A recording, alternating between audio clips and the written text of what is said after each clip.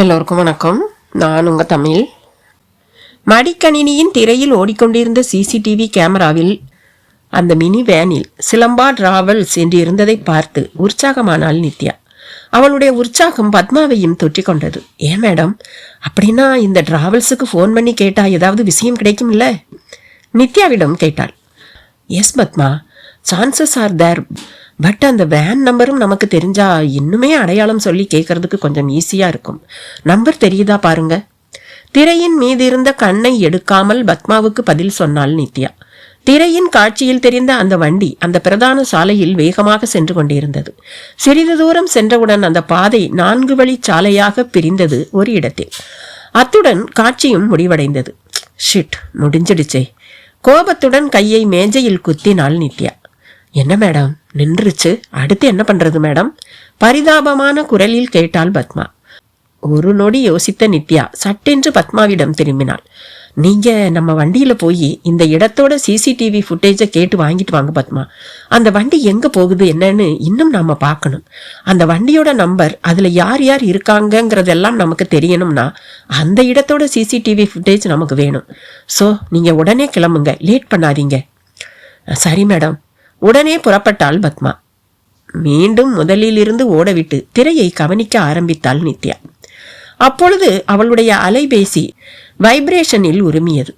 திரையில் இருந்து கண்களை எடுக்காமல் அலைபேசியை கையில் எடுத்து பார்த்தாள். தொடு திரையில் அபராஜிதா தேவராஜன் என்கிற பெயர் ஓடிக்கொண்டிருந்தது. உடனே கணினியில் ஓடிக்கொண்டிருந்த காட்சியை அப்படியே நிறுத்திவிட்டு அலைபேசியின் அழைப்பை ஏற்று காதுக்கு கொடுத்தாள். S, Nithya here. மேடம், நான் தேவி ஆதரவற்றோர் இல்லத்திலிருந்து அபராஜிதா பேசுகிறேன். எஸ், சொல்லுங்க மேடம். அந்த பரமசிவன் ஃபோட்டோ இருந்தா அனுப்ப சொன்னீங்க இல்லையா? ஆமாம், கிடைச்சதா? ஆமாம் மேடம், கிடைச்சது. ஆனால் கொஞ்சம் பழசாக இருக்கு. நோ ப்ராப்ளம், நீங்கள் அதை ஒரு ஃபோட்டோ எடுத்து என்னோட நம்பருக்கு வாட்ஸ்அப் பண்ணி விட்டுருங்க. ஓகே மேடம், இப்போ உடனே அனுப்பி வைக்கிறேன், வச்சுடுறேன். Okay okay, thank you. அடுத்த 5 நிமிடங்களில் வாட்ஸ்அப் செய்தி வந்தது. எடுத்து திறந்து பார்த்தாள். அபராஜிதா அனுப்பியிருந்த புகைப்படம் வந்ததற்கான அறிவிப்பு தான் அது. புகைப்படத்தை திறந்து பார்த்தாள். தேவராஜனும் பரமசிவமும் ஒருவர் மீது ஒருவர் தோளில் கை போட்டு கொண்டு சிரித்தபடி நின்றிருந்தனர். பரமசிவத்தை பார்த்தார். இவரெல்லாம் தவறு செய்யும் ஆளே இல்லை என்பது போல முகத்தில் அவ்வளவு கனிவும் தாட்சண்யமும் நிரம்பி இருந்தது. ஆனால் அப்படி ஒரு முகத்தோற்றம் இருந்தோம் நித்யாவுக்கு அவர் மேல் நம்பிக்கை வரவில்லை. போலியான ஆளாகத்தான் இருக்க வேண்டும் என்றுதான் மனது உறுதியாக நம்பியது. அதை சேமித்து வைத்தவள் மீண்டும் கணினியின் காட்சியில் கவனத்தை திருப்பினாள். சரியாக 1 மணி நேரம் முடியும் தருவாயில் பத்மாவும் வந்து சேர்ந்தாள், சிசிடிவி ஃபுட்டேஜ் அடங்கிய பென்டிரைவருடன். மேடம், வாங்க பத்மா, நமக்கு தேவையான ஃபுட்டேஜ் கிடைச்சதா? கிடைச்சது மேடம். அவள் கொண்டு வந்திருந்ததை நித்யாவின் கையில் கொடுத்தாள். ஏற்கனவே பொருத்தியிருந்த பென்டிரைவை எடுத்துவிட்டு இதை பொருத்தி ஓடவிட்டாள். காட்சிகள் உடனே திரையில் தெரிய துவங்கியது. அந்த 4 வழி சாலையின் இடதுபுறம் திரும்பி இருந்தது அந்த வேன். அந்த சாலையும் நீண்டதாகத்தான் இருந்தது. ஒரு 10 நிமிடங்கள் வரை ஒரே சீராக ஓடிக்கொண்டிருந்த வண்டி திடீரென்று ஒரு இடத்தில் ஓரமாக சென்று நின்றது. மேடம், வண்டி நிக்குது. அது கொஞ்சம் பரபரப்பான இடமாகவே இருந்தது. சாலையின் ஓரங்களில் ஆங்காங்கே கடைகளும் காணப்பட்டது. மனிதர்கள் நடமாட்டமும் நிரம்பி இருந்தது. எதுக்கு இந்த இடத்துல வண்டி நிக்குது? கொஞ்சம் பிஸி ஏரியாவா இருக்கே, இங்கே இறங்க போறாங்களா? குழப்பத்துடன் யோசித்தாள் நித்யா. அதற்குள் நின்ற வண்டியின் கதவு திறந்து கொண்டது. அதில் இருந்து முதலில் ஒரு பெண்மணி இறங்கினாள். மேடம், அதே லேடி தானே இவங்க? ஆமா பத்மா, ஹைட் வெயிட் வச்சு பார்த்தா அந்த லேடி மாதிரி தான் தெரியுது. அப்ப முகம் சரியா தெரியல. இப்ப கவனிங்க பத்மா, அந்த லேடியோட முகம் எப்படி இருக்குன்னு நமக்கு தெரியணும். Okay madam. இறங்கிய அந்த பெண்மணி மீண்டும் வண்டியின் உள்ளே பார்த்து யாரிடமோ கொஞ்சம் கோபத்துடன் பேசுவது போல இருந்தது. பிறகு உள்ளே இருந்து ஒரு சிறுமி வாயை கையால் பொத்தியவாறு இறங்கினாள். அந்த பெண்மணி ஒரு பக்கமாக கையை காட்டி பேசினாள். கை காட்டிய பக்கம் ஓடினாள் அந்த சிறுமி. அங்கு சிறிது தூரம் வரை காலி இடமாக இருந்தது. நீண்ட மரங்கள் வளர்ந்து நின்றிருந்தது. அங்கு சென்றதும் வாய் மேலுள்ள கையை எடுத்தாள் சிறுமி. பாவம், குமட்டல் வந்து வாந்தியாக வெளியே வந்தது அவளுக்கு. அவளுக்கு பின்னாலேயே நின்றிருந்தாள் அந்த பெண்மணி. தண்ணீர் பாட்டிலை சிறுமியிடம் கொடுத்தாள். வாய் கொப்பளித்த பிறகு தண்ணீர் குடித்துவிட்டு இருவரும் திரும்பும் போது இருவரின் முகங்களும் திரையில் நன்றாகவே தெரிந்தது. மேடம், முகம் இப்ப நல்லா தெரியுது மேடம். அதற்குள் இதை கவனித்திருந்த நித்யா சட்டென்று அதை பாஸ் பண்ணினாள். அந்த காட்சியில் திரை அப்படியே நின்றது. அந்த காட்சியை மட்டும் அப்படியே ஸ்கிரீன்ஷாட் எடுத்துக்கொண்டாள். அதை அப்படியே மெயில் மூலம் தனக்கே அனுப்பி அதை தன் அலைபேசிக்குள் அடக்கி வைத்துக் கொண்டாள். அலைபேசியில் இருந்த அந்த புகைப்படத்தை எடுத்து பார்த்தாள். அந்த பொண்ணு யாரா இருக்கும்? சுவாதியா? அப்படித்தான் மேடம் இருக்கும், பத்மா பதில் சொன்னாள். ஆனால் புகைப்படத்தை நன்கு பெரிதாக்கி பார்த்த நித்யாவுக்கு அதிர்ச்சி. இது இது கீர்த்தனா தானே? பாருங்க பாருங்க பத்மா, இது அந்த பொண்ணு கீர்த்தனா தானே, இது சுவாதி இல்லை என்றவாறு அலைபேசியை பத்மாவிடம் கொடுத்தாள். அதில் இருந்த சிறுமியை பார்த்ததும் பத்மாவும் திகைத்தாள். ஆமா மேடம், இது கீர்த்தனாவே தான். நித்யா தன்னிடம் இருந்த அபராஞ்சிதா கொடுத்த புகைப்படத்தை எடுத்து அதை உன்னிப்பாக பார்த்தாள். எஸ், கொஞ்சம் கூட டவுட்டே இல்லை, இவ கீர்த்தனாவே தான். பத்மாவும் ஆமா மேடம் குரலில் அதிர்ச்சி பொங்க கூறினாள். சோ நான் நினைச்சது சரியா போச்சு. கீர்த்தனாவை கூட்டிகிட்டு போன அதே ஜோடி முகுந்து மீனலோசனி தான் சுவாதியையும் கூட்டிகிட்டு போயிருக்காங்க. அந்த லிஸ்ட்ல இந்த 2 பொண்ணுங்க தான் இருப்பாங்களா, இல்லைன்னா இன்னும் வேற யாரும் இருப்பாங்களா? அப்படி இருந்தா ஏற்கனவே அவங்கள கடத்தி இருப்பாங்களா, இல்லை இனிமே தான் செய்ய போறாங்களா? அந்த வேன்ல இன்னும் வேற யாரெல்லாம் இருக்காங்க? சந்தேகங்களை வரிசையாக கேள்விகளாக அடுக்கினாள் நித்யா. அதே நேரம் கணினியில் இருந்த அந்த காட்சியில் கண் பதிந்தது அவளுக்கு. அங்கு தெரிந்த இன்னொரு காட்சியில் அவளுடைய கண்கள் மலர்ந்தது. பத்மா, இந்த வேனோட பின்பக்கத்தை பாருங்க, நம்பர் தெரியுது. அந்த வண்டியை மட்டும் பெரிதாக்கி மீண்டும் அதை படம் எடுத்து தன் அலைபேசியில் பார்த்தாள். இப்பொழுது அதில் இருந்த வண்டி எண் மிக நன்றாகவே தெரிந்தது. அதையும் குறித்து வைத்துக் கொண்டாள்.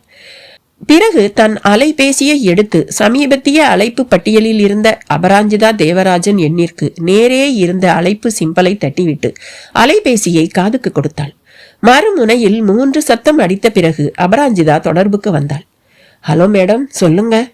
வியப்பான குரலாக வந்தது அவரிடம் இருந்து. மேடம், உங்க வாட்ஸ்அப்புக்கு ஒரு போட்டோ அனுப்பியிருக்கேன். அதுல கீர்த்தனா இருக்கா, அது எங்களுக்கு நல்லாவே அடையாளம் தெரியுது.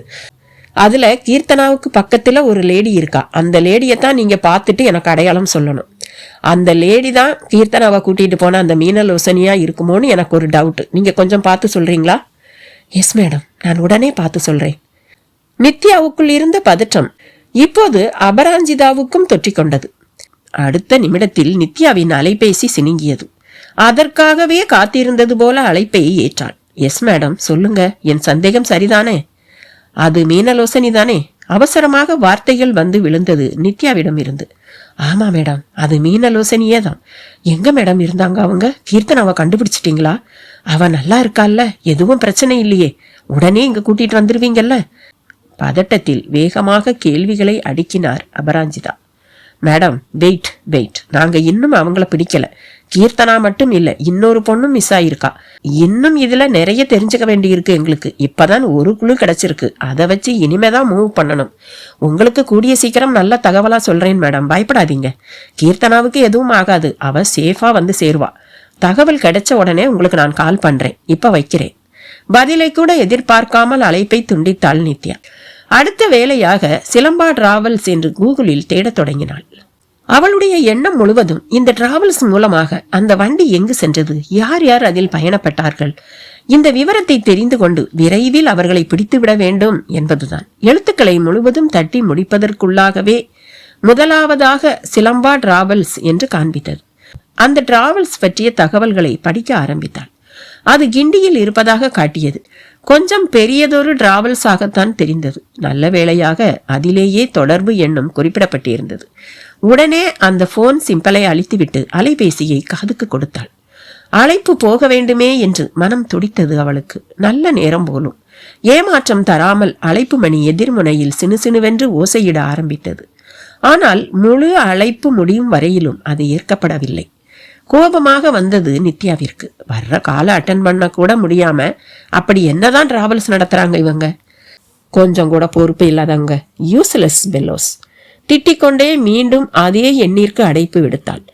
இந்த முறை வேறு யாரோ பேசிக்கொண்டிருப்பது போல எங்கேஜ் டோன் வந்தது. ஷிட்.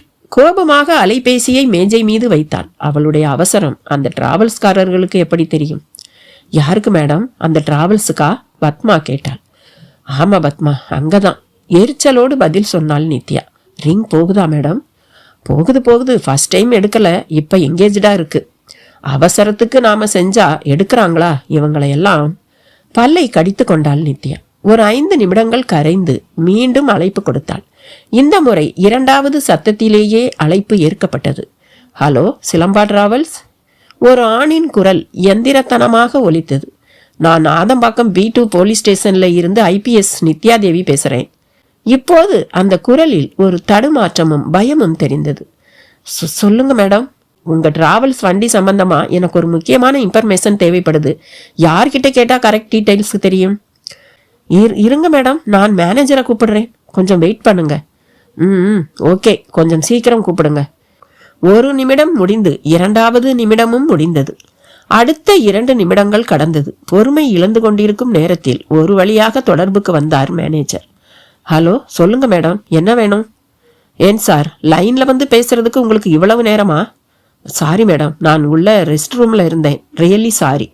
பணிவாகவும் குரலில் எந்த ஒரு தடுமாற்றமும் இன்றி பேசினான் அந்த மேனேஜர். அவனுடைய அந்த பணிவான பேச்சில் கோபம் கொஞ்சம் குறைந்தது நித்யாவுக்கு. இட்ஸ் ஓகே, ஒரு நாள் முன்னாடி உங்க சிலம்பா டிராவல்ஸ் சேர்ந்த ஒரு மினி வேனை யாரோ புக் பண்ணியிருக்காங்க. யார் புக் பண்ணது? அவங்க எங்க இருந்து எங்க போனாங்க? அந்த வேன்ல எத்தனை பேர் டிராவல் பண்ணாங்க? இந்த டீடைல்ஸ் எல்லாம் எனக்கு தெரியணும். கொஞ்சம் பார்த்து சொல்ல முடியுமா? கண்டிப்பா சொல்ல முடியும் மேடம், ஆனா அந்த வண்டி நம்பர் மட்டும் கொஞ்சம் சொல்றீங்களா? எஸ், சொல்றேன், நோட் பண்ணிக்கோங்க என்று சொன்ன நித்யா CCTV காட்சியில் கண்ட அந்த எண்ணை எழுதி வைத்திருந்த காகிதத்தை எடுத்து அதில் இருந்த எண்ணை சொன்னாள். ஓகே மேடம், நோட் பண்ணிட்டேன். ஒரு 10 மினிட்ஸ் மட்டும் டைம் கொடுங்க, பார்த்து சொல்லிடுறேன். எஸ் ப்ளீஸ், பார்த்துட்டு 10 நிமிஷத்துல எனக்கு டீட்டெயில்ஸ் சொல்லுங்க சார். கொஞ்சம் நான் அந்த வண்டியோட போட்டோ கூட உங்களுக்கு அனுப்பி வைக்கிறேன். உங்களுக்கு அது இன்னும் கொஞ்சம் ஹெல்ப்ஃபுல்லா இருக்கும். உங்க வாட்ஸ்அப் நம்பரை கொஞ்சம் சொல்றீங்களா? நான் உங்களோட இந்த நம்பருக்கு அனுப்புறேன் madam. Okay, sure. Please late பண்ணாம சீக்கிரம் எனக்கு கொஞ்சம் தகவல் சொல்லுங்க. கண்டிப்பா மேடம். தொடர்பை துண்டித்தாள் நித்யா. அடுத்த நிமிடமே மேனேஜருடைய அலைபேசி எண் நித்யாவின் அலைபேசிக்கு வந்தது. அந்த மினி வேன் புகைப்படத்தை உடனே அந்த எண்ணிற்கு அனுப்பி வைத்தாள் நித்யா. அதற்கு பதிலாக ஒரு தம்ஸ்அப்பும் உடனடியாக மேனேஜரிடம் இருந்து வந்து சேர்ந்தது. அவரிடமிருந்து வரப்போக்கும் பதிலுக்காக காத்திருந்தாள் நித்யா. மேனேஜர் சொன்னது போல அடுத்த 10வது நிமிடத்தில் அவரிடம் இருந்து அழைப்பு. அவசரமாக எடுத்து காதில் வைத்தாள். சொல்லுங்க சார், டீடைல்ஸ் தெரிஞ்சதா? எதிர்பக்கம் அவர் பேசுவதற்கு முன் அவசரமாக கேட்டாள். சாரி மேடம், ஃபுல் டீடைல்ஸ் தெரிஞ்சுக்க முடியல. இப்போதைக்கு தெரிஞ்சது மட்டும் சொல்றேன். உங்களுக்கு தெரிஞ்சதை சொல்லுங்க சார், கொஞ்சம் கோபம் கலந்த குரலில் கேட்டாள் நித்யா. அந்த மினி வேனோட pickup location Thiruvanmiyur and drop location ட்ரிப்ளிகேன்னு நோட் பண்ணி வச்சிருக்காங்க மேடம். மற்ற டீட்டெயில்ஸ் எதுவும் எனக்கு சரியா தெரியல மேடம், விசாரிச்சுட்டு இருக்கோம். ஓ. 1 நிமிடம் யோசித்த நித்யா தன் அடுத்த கேள்வியை கேட்டாள். ஏன் சார், அந்த வேனோட டிரைவர் யாரோ, அவர்கிட்ட விசாரிக்க வேண்டியது தானே? மேடம், அதுக்கு தான் நான் டிரைவ் பண்ணிட்டு இருக்கேன். இங்க வேன் ஓட்டுறதுக்கு கார் ஓட்டுறதுக்குன்னு தனித்தனி டிரைவர்ஸ் இருக்காங்க மேடம். வேன் மட்டும் 5 இருக்கு. அதுல இந்த வேனுக்கு அன்னைக்கு யாரு போனாங்கன்னு கொஞ்சம் செக் பண்ணிட்டு இருக்கோம் மேடம். ப்ளீஸ் இன்னும் கொஞ்சம் நேரம் மட்டும் டைம் கொடுங்க, எனக்கு செக் பண்ணிட்டு உங்களுக்கு சொல்றேன். யோசித்தாள் நித்யா. உடனே தகவல் வேண்டும் தான், ஆனாலும் இப்போதைக்கு அந்த மேனேஜர் சொல்வதற்கு ஒத்துக்கொள்வதை தவிர வேறு வழி எதுவும் இல்லையே. எப்படியும் தகவல் கிடைத்தால் தானே முன்னேறி செல்ல முடியும். சரிங்க சார், கொஞ்சம் குவிக்கா மூவ் பண்ணுங்க. இன்னும் அரை மணி நேரத்துக்குள்ள எனக்கு தகவல் வந்தாகணும் என்று கண்டிப்புடன் சொல்லி போனை வைத்தாள். தொடர்பை துண்டித்த வினாடி ஏதோ யோசித்தவளாக மீண்டும் அந்த மேனேஜருக்கு அழைப்பு கொடுத்தாள். எஸ், சொல்லுங்க மேடம். அவரும் உடனே எடுத்து பேசினார். பிக்கப் இடம் எங்கன்னு சொன்னீங்க? திருவான்மியூர் மேடம். திருவான்மியூர்ல எங்க? வீடா, ஹோட்டலா? கரெக்ட் லொகேஷன் எந்த இடம்? சாரி மேடம், அது அந்த டிரைவருக்கு தானே தெரியும். கரெக்ட் லொக்கேஷனை எல்லாம் டிரைவர்ஸ் தான் ஃபோன் பண்ணி கேட்டுப்பாங்க. கொஞ்சம் இருங்க மேடம், நான் விசாரிச்சுட்டு உங்களுக்கு எல்லா தகவலும் சொல்றேன். ஓகே சார், கால் பண்ணுங்க. என்ன மேடம் சொல்றாங்க? தகவல் எதுவும் சரியா கிடைக்கலையா? ஆர்வம் தாங்காதவளாக கேட்டாள் பத்மா. பிக்கப் டிராப் மட்டும் தான் குறிச்சு வச்சிருக்காங்க, மற்றது எல்லாம் ஓட்டிட்டு போன டிரைவருக்கு தான் தெரியுமா. விசாரிச்சு சொல்றாராம் பத்மா. அப்புறம் என்ன மேடம், அவங்க தகவல் சொல்லிட்டாங்கன்னா உடனே போய் பிடிக்க வேண்டியது தானே. யோசனையாக பார்த்தாள் பத்மாவை. அவங்க எங்கேயும் போகாம இன்னும் அங்கேயே இருந்தாங்கன்னா போய் பிடிச்சிடலாம் பத்மா. ஆனா அவங்க அங்க இருக்கணுமே. ஏன் மேடம், இருக்க மாட்டாங்கன்னு நினைக்கிறீங்களா? 99% சான்ஸ் இல்லை பத்மா இருக்கிறதுக்கு. நமக்குன்னு தெரிஞ்சு 2 பொண்ணுங்க, ஆனால் இன்னும் எத்தனை பேர்னு நமக்கு சரியா தெரியாது. இங்கே அவங்களோட கடத்தல் வேலை முடிஞ்சதுன்னா இன்னும் இங்கேயாவா இருப்பாங்க? எங்க போகணுமோ அங்க இந்நேரம் கிளம்பி போயிருப்பாங்கல்ல. அதுக்குத்தான் சான்சஸ் நிறைய இருக்கு பத்மா. என்ன மேடம் இப்படி சொல்றீங்க? நீங்க சொல்றத பார்த்தா எனக்கே பயமா தான் இருக்கு. பாவம் மேடம், அந்த பொண்ணுங்க சின்ன பிள்ளைங்களா வேற இருக்காங்க. சரி பாப்போம், இந்த க்ளூவாச்சும் கிடைச்சதில்ல, இன்னும் வேற கிடைக்காமலா போகும். எப்படியும் அவங்கள பிடிச்சே ஆகணும், அந்த பொண்ணுங்களை காப்பாத்தியே ஆகணும். அவங்கள பிடிக்காம விடவும் போறதில்ல, அதுவரை நான் ஓயவும் போறதில்ல, உறுதியான குரலில் சொன்னாள் நித்யா. அடுத்த 20 நிமிடங்களுக்கு பிறகு மேனேஜர் மீண்டும் தொடர்புக்கு வந்தார். நல்ல தகவல் கிடைக்கும் என்ற நம்பிக்கையுடன் அழைப்பை ஏற்று அலைபேசியை காதுக்கு கொடுத்தாள் நித்யா. Yes, Nithya here. சொல்லுங்க சார், டிரைவர் யாருன்னு தெரிஞ்சுதா? எல்லா தகவலும் விசாரிச்சிங்களா? மேடம், சாரி மேடம், அது தயங்கியவாறு பேசினார் அவர். என்ன சார் இழுக்கிறீங்க? விஷயத்த சொல்லுங்க, கோபமாக கத்தினாள் நித்யா. அந்த வண்டியை ஓட்டிட்டு போன டிரைவர் யாருன்னு தெரிஞ்சிருச்சு மேடம். ஆனால் அவர் இப்போ லீவில் இருக்காரு மேடம். கான்டாக்ட் பண்ண முடியலை அவரை. சார், நீங்கள் பிரச்சனை என்னன்னு புரியாமல் அசால்ட்டாக பேசிக்கிட்டு இருக்கீங்க. நாம் லேட் பண்ண அந்த குழந்தைங்களுக்கு தான் ஆபத்து. எனக்கு உடனே அந்த டிரைவர்கிட்ட பேசணும் சார். லீவு எடுத்தா என்ன சார்? அவங்க வீட்டு அட்ரஸ் இல்லையா? மேடம், எல்லாமே இருக்கு மேடம். அவர் குடும்பத்தோட திருப்பதிக்கு போறதா சொல்லிட்டு 3 நாள் லீவு வேற சொல்லிட்டு போயிருக்காரு மேடம். கால் ரீச் ஆக மாட்டேங்குது, பரிதாபமாக கூறினார் அந்த மேனேஜர். என்ன சார் சொல்றீங்க? 3 நாள் லீவா? இப்படி சொன்னா எப்படி? நான் உங்ககிட்ட விசாரிச்சுட்டு இருக்கிறது சாதாரண விஷயம் இல்லை சார். அதுல 2 சின்ன பொண்ணுங்க கடத்தப்பட்டிருக்காங்களோன்னு சந்தேகிக்கிறோம் சார். நாங்க லேட் பண்ண அந்த குழந்தைங்களோட அவங்க எஸ்கேப் ஆகிறதுக்கு சான்சஸ் இருக்கு. அதுக்குள்ள அவங்கள நாங்க பிடிச்சாகணும் சார். நீங்க என்னடானா இப்படி பொறுப்பில்லாம பதில் சொல்லிட்டு இருக்கீங்க? கோபமும் தவிப்பும் சேர்ந்த குரலில் கேட்டாள் நித்யா. மேடம், நீங்க இந்த அளவுக்கு அவசரப்படுறதுல இருந்து எங்களுக்கே புரியத்தான் செய்யுது மேடம். ஆனா எங்களுக்குமே இதுல என்ன பண்றதுன்னு சுத்தமா தெரியல மேடம். அந்த டிரைவர் நேத்து வேலைக்கு வந்துட்டு தான் இன்னையில இருந்து 3 நாள் லீவு கேட்டுட்டு போயிருக்கான். இது சம்பந்தமா வேற யாருக்குமே தகவல் தெரியாதா சார்? கேட்க முடியாதா? இல்ல மேடம், அந்தந்த சவாரிக்கு நாங்க எந்த டிரைவரை பிக்ஸ் பண்றோமோ அவங்களுக்கு மட்டும்தான் எல்லா டீட்டெயில்ஸும் தெரியும் மேடம். மற்ற யாருக்கும் தெரியறதுக்கு வாய்ப்பு இல்லை மேடம். நான் கொஞ்ச நேரம் கழிச்சு அந்த டிரைவருக்கு இன்னொரு தடவை ஃபோன் பண்ணி பார்க்குறேன் மேடம். லைன் கிடைச்சிட்டா நான் உங்களுக்கு உடனே தகவல் சொல்றேன் மேடம். ஒரு வினாடி அமைதியாக யோசித்தாள் நித்யா. இதில் வேறு என்னதான் செய்ய முடியும்? அந்த டிரைவர் கூறினால் மட்டும்தான் அடுத்த அடி எடுத்து வைக்க முடியும். யோசித்தவள் சட்டென்று அவருக்கு பதில் அளித்தார். ஓகே சார், ட்ரை பண்ணுங்க. எனக்குமே அந்த டிரைவரோட கான்டாக்ட் நம்பரை அனுப்பி வைங்க. அந்த டிரைவர் பேர் என்ன? சண்முகம் மேடம். எப்படி, நம்பிக்கையான ஆளுதானா? ரொம்ப நல்லவன் மேடம். 30 வயசு ஆகுது. இப்ப ஒரு 2 வருஷத்துக்கு முன்னாடி தான் கல்யாணம் ஆச்சு. ஒரு குழந்தை இருக்கு, 10 மாசம் தான் ஆகுது. கண்டிப்பா அவன் மேல எந்த தப்பும் இருக்கிறதுக்கு சான்ஸே இல்லை மேடம். இங்கே அவன் வேலைக்கு வந்து 5 வருஷம் ஆகுது. வாடிக்கையா வர்ற எத்தனையோ கஸ்டமர்ஸ் அந்த டிரைவர் தான் வேணும்னு சொல்லி சண்முகத்தை கூட்டிட்டு போயிருக்காங்க மேடம். அவன் மேல சந்தேகப்படாதீங்க மேடம், ப்ளீஸ். ஓகே, நீங்க அவனோட நம்பரை எனக்கு வாட்ஸ்அப் பண்ணி விடுங்க. ஓகே மேடம், இதோ உடனே அனுப்புறேன். யோசனையுடன் அழைப்பை துண்டித்தாள். உடனே அந்த சண்முகத்தின் எண் அவளுடைய அலைபேசிக்கு வந்து சேர்ந்தது. அந்த எண்ணிற்கு உடனே தொடர்பு கொண்டு பார்த்தாள். மேனேஜர் சொன்னது போல முதலில் நாட் ரீச்சபிள் என்றும் மறுமுறை சுவிட்ச் ஆஃப் என்றும் வந்தது. அன்று வீட்டிற்கு வந்த பிறகும் கூட 2-3 முறை முயற்சித்து பார்த்தாள். அது போலவேதான் பதில் வந்தது. யோசனையும் குழப்பமும் கூடிய அவள் முகத்தை பார்த்த நேத்திரன் அவளை கவலையாக பார்த்தான். என்ன நித்யா, ஏன் உன் முகம் இப்படி இருக்கு? நானும் பார்க்குறேன். வர வர வீட்டுக்கு வந்த பிறகும் நீ இப்படியே எப்பவும் யோசனையாவே இருக்க. இப்ப கவலையா வேற இருக்கிற மாதிரி தோணுது. என்னாச்சு? ஏன் இப்படி? ஆமா நேத்திரன், அந்த மிஸ்டு கால் கேஸ் தான். முதல்ல எந்த குழுவும் கிடைக்கலையேன்னு இருந்துச்சு. இப்ப என்னன்னா, குழு கிடைச்சும் அடுத்த ஸ்டெப் எடுத்து வைக்க முடிய மாட்டேங்குது. அதுதான் மனசெல்லாம் அந்த பொண்ணுங்க ஞாபகமாவே இருக்கு. என்ன சொல்ற? குழு கிடைச்சிருக்கா? நடந்ததை எல்லாம் விவரித்து சொன்னாள் நித்யா. அந்த டிரைவர் ஃபோன் எடுத்து பேசணும். அப்பதான் என்னால நெக்ஸ்ட் ஸ்டெப் எடுத்து வைக்க முடியும். அதுதான் நான் கொஞ்சம் டென்ஷன் ஆயிட்டேன்னு நேத்துறேன். விடு, நீ உன்னால முடிஞ்சதை பண்ணிட்டே தான் இருக்க. உனக்கு இந்த விஷயம் தெரிகிறப்பவே ஆல்ரெடி ஈவினிங் டைம் ஆயிடுச்சு தானே. அதுக்கப்புறமா அவன் எடுத்து பேசி இருந்தாலும் உடனடியா உன்னால எங்கேயும் போக முடியாது. நாளைக்கு காலையில தான் உன்னால எதுவும் செய்ய முடியும். நாளைக்கு பாரு, காலையில உனக்கு நல்ல தகவலா வந்து சேரும். அவனும் கோவிலுக்கு உள்ள இருந்தானோ என்னவோ, நாளைக்கு எடுத்து பேசிடுவான். கவலையை விடு. ஆமாங்க, நீங்கள் சொல்கிறதும் சரிதான். நாளைக்கு பார்க்கலாம். நல்லது நடக்கும்னு நம்புவோம். சரி, okay, cool cool, no tension, no worry. இருவரும் சிரித்தார்கள். மறுநாள் காலை 7 மணி அளவில் மீண்டும் அந்த டிரைவர் சண்முகம் எண்ணிற்கு அழைத்து பார்த்தாள். இப்போதும் அதே நிலையில்தான் இருந்தது அது.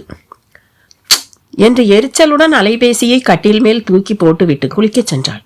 அதற்கு பிறகும் காவல் நிலையத்திற்கு கிளம்புவதற்கு முன் ஒரு தடவை முயற்சி செய்தாள். எந்த பலனும் இல்லை. ஒருவேளை இந்த டிரைவரும் கூட்டோ அவங்களோட கோயில்ல இருந்தாலும் அது எப்படி ஃபோன் ஆஃப்லேயே இருக்கும்?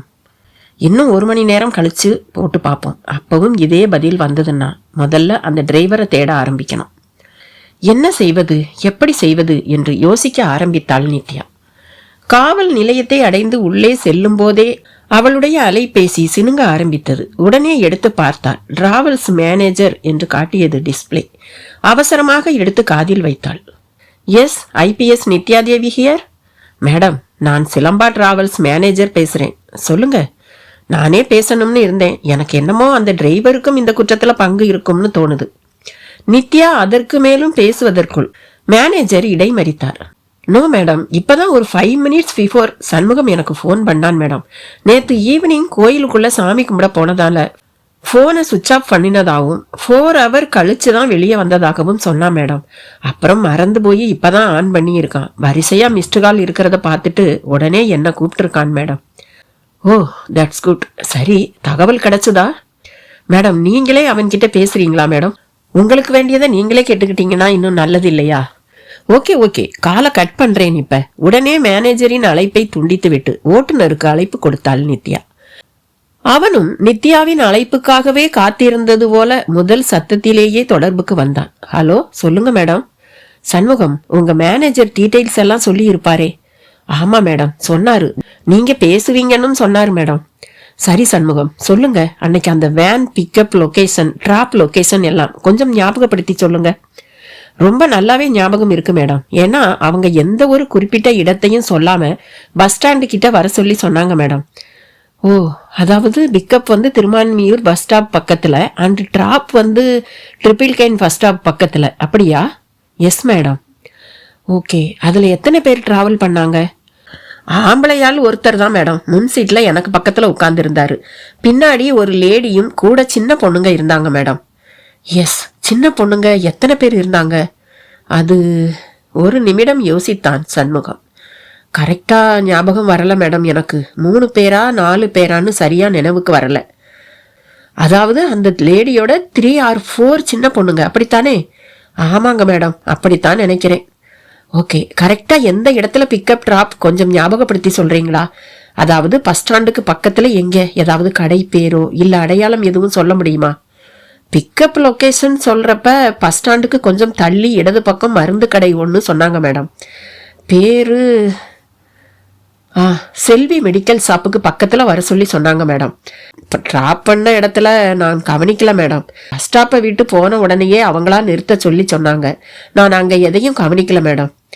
ஓகே ஓகே சண்முகம், வேற எதுவும் கேட்கணும்னா கால் பண்றேன் உங்களுக்கு. சுவிட்ச் ஆஃப் பண்ணாம ஆன்லயே வச்சுக்கோங்க. ஓகே மேடம், கண்டிப்பா. யோசிப்புடன் அழைப்பை துண்டித்தாள் நித்யா. இந்த மெசேஜ் எந்த அளவுக்கு எனக்கு ஹெல்ப் பண்ணும்? பஸ் ஸ்டாண்டு பக்கத்துல எங்க, யார்கிட்ட போய் விசாரிக்கிறது? ஒரு நிமிடம் யோசித்தவள் சட்டென்று ஏதோ தோன்றியவளாக மீண்டும் அலைபேசியில் சண்முகத்துக்கு அழைப்பு விடுத்தாள். சொல்லுங்க மேடம். உடனே எடுத்து பேசினான் சண்முகம். டிராவல் நேரத்துல அவங்க வித்தியாசமா ஏதாவது பேசிக்கிட்டாங்களா? யோசித்தான் சண்முகம். அப்படி எதுவும் தோணலையே மேடம் என்றான். ஏமாற்றத்துடன் அலைபேசியை மேஜையின் மீது போட்டாள். ஆனால் மீண்டும் அது சத்தமிட்டது. எடுத்தாள். சண்முகம்தான். சொல்லுங்க சண்முகம். மேடம், நடுவுல அந்த ஆளும் அந்த லேடியும் பேசினது இப்ப நினைச்சா கொஞ்சம் வித்தியாசமா படுது மேடம். ஓ, அப்படியா? சொல்லுங்க சண்முகம். முதல்ல அந்த ஆளுக்கு ஒரு ஃபோன் வந்துச்சு. பேசுறப்ப மறுநாள் ஃப்ளைட் ஏற போறதா சொன்னாரு மேடம். இந்த செய்தி நித்யாவுக்கு கொஞ்சம் அதிர்ச்சியை தர அப்படியே உட்கார்ந்தாள். என்ன சொல்றீங்க சண்முகம்? அதே திகைப்புடன் கேட்டாள். ஆமா மேடம், போன்ல அவர் அப்படித்தான் சொல்லிட்டு இருந்தாரு. என்ன நடந்ததுன்னு கொஞ்சம் டீட்டெயிலா சொல்றீங்களா சண்முகம்? மேடம், வேன்ல நாங்க போயிட்டு இருந்தப்ப நடுவுல திடீர்னு போன் வர்ற சத்தம் கேட்டுச்சு. பார்த்தா என் பக்கத்துல உட்கார்ந்து இருந்தவரோட போன்ல இருந்துதான் சத்தம். அவரோட பேண்ட் பாக்கெட்ல இருந்து போனை எடுத்து பேசினாரு. அவர் பேசினது யாரோ ஒரு டாக்டர் கிட்டன்னு நினைக்கிறேன் மேடம். அவர் பேசுறப்ப அப்படிதான் சொன்னாரு. ஓ, என்ன பேசினாரு? ஆப்போசிட் சைடில் இருக்கிறவர் என்ன கேட்டாரோ தெரியல மேடம்.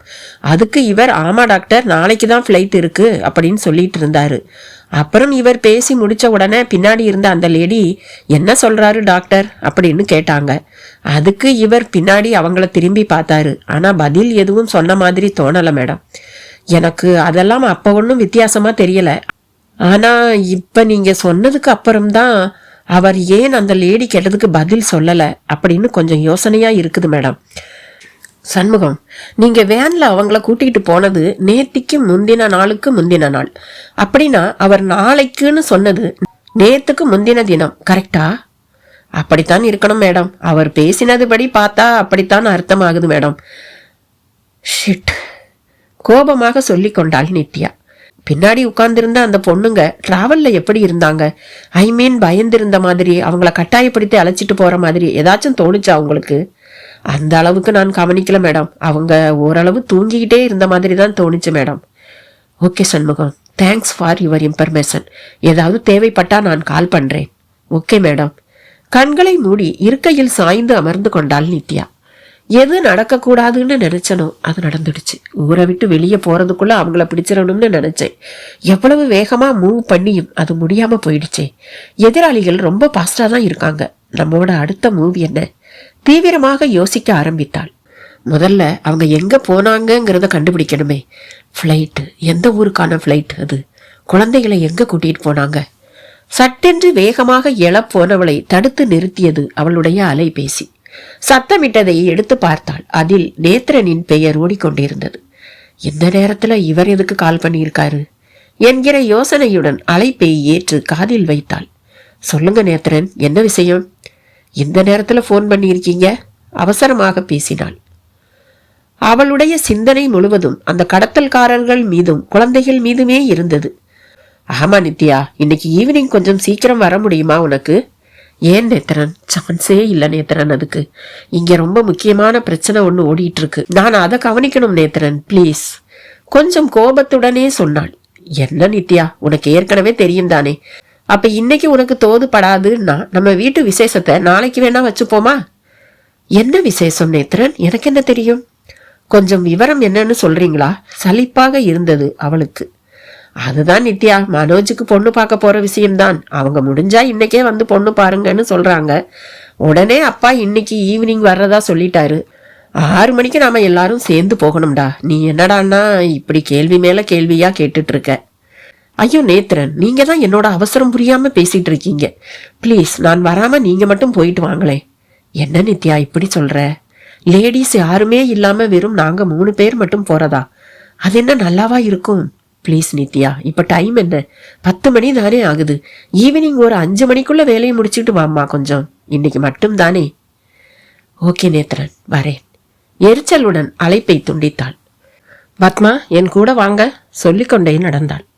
இவ்வளவு நேரமும் நித்யாவையே கவனித்துக் கொண்டிருந்த பத்மா வேகமாக எழுந்து பின்னால் ஓடினாள். மேடம் இப்ப எங்க கிளம்பியிருக்காங்க? அவளுக்கு சரியாக எதுவும் புரியவில்லை. அலைபேசியில் அந்த சண்முகத்திடம் பேசியதை வைத்து கொஞ்சம் கொஞ்சம் புரிந்து கொண்டிருந்தாள். வெளியே வளாகத்தில் நின்றிருந்த காவல்துறை வாகனத்தின் அருகே சென்று நின்று சுற்றுமுற்றும் பார்த்தாள். உயர் அதிகாரியை கண்டதும் எங்கிருந்தோ வேகமாக ஓடி வந்தான் முத்து. வாகனத்தில் ஏறி அமர்ந்து கொண்டாள் நித்யா. பத்மாவும் ஏறி அமர்ந்ததும் எங்க போகணும் மேடம்? வண்டியை கிளப்பிக்கொண்டே கேட்டான் முத்து. ஏர்போர்ட்டுக்கு விடுங்க முத்து என்று உத்தரவிட்டாள் நித்யா. உடனே விமான நிலையத்தை நோக்கி வேகம் எடுத்தது வண்டி. விமான நிலையத்தை அடைந்ததும் வேகமாக இறங்கி உள்ளே நுழைந்தாள் நித்யா. காவல் அதிகாரிகள் என்று தெரிந்ததும் அங்கிருந்த வேலையாட்கள் கொஞ்சம் பவ்யமாக அருகே வந்தனர். ஆபீஸ் ரூம் எங்க இருக்கு கேட்டாள் நித்யா. வாங்க மேடம். ஒரு வாலிபன் முன்னே சென்றான். அவனை பின்தொடர்ந்து சென்றாள் நித்யா. அலுவலக அறையில் இருந்த மேலதிகாரி நித்யாவை கண்டதும் எழுந்து நின்றார். Yes madam, please take your seat. மரியாதையுடன் பணித்தார். சார், எனக்கு ஒரு இன்ஃபர்மேஷன் வேணும். என்ன வேணும் மேடம், சொல்லுங்க. நேத்து ஃப்ளைட் ஏறின பேசஞ்சர்ல ஒரு குரூப்பா 4 பேரோ 5 பேரோ ஒன்னா சேர்ந்து வந்திருக்காங்க. அவங்க எந்த ஃப்ளைட் ஏறினாங்க அப்படின்னு எனக்கு தெரியணும். Can you please? Yes madam, sure. CCTV footage check பண்ணிடலாம். அவங்க அடையாளம் ஏதாவது அல்லது அவங்க வந்த டைம் இப்படி ஏதாவது சொல்ல முடியுமா மேடம்? சாரி சார், அவங்க எந்த ஊருக்கு ஃப்ளைட் ஏறி இருக்காங்க, எந்த டைம் இங்கே வந்தாங்க, இப்படி எதுவுமே தெரியாது. ஒரு லேடியோட ஃபோட்டோவும் அவங்களோட வந்த பொண்ணுங்களோட ஃபோட்டோவும் இருக்கு பாருங்க.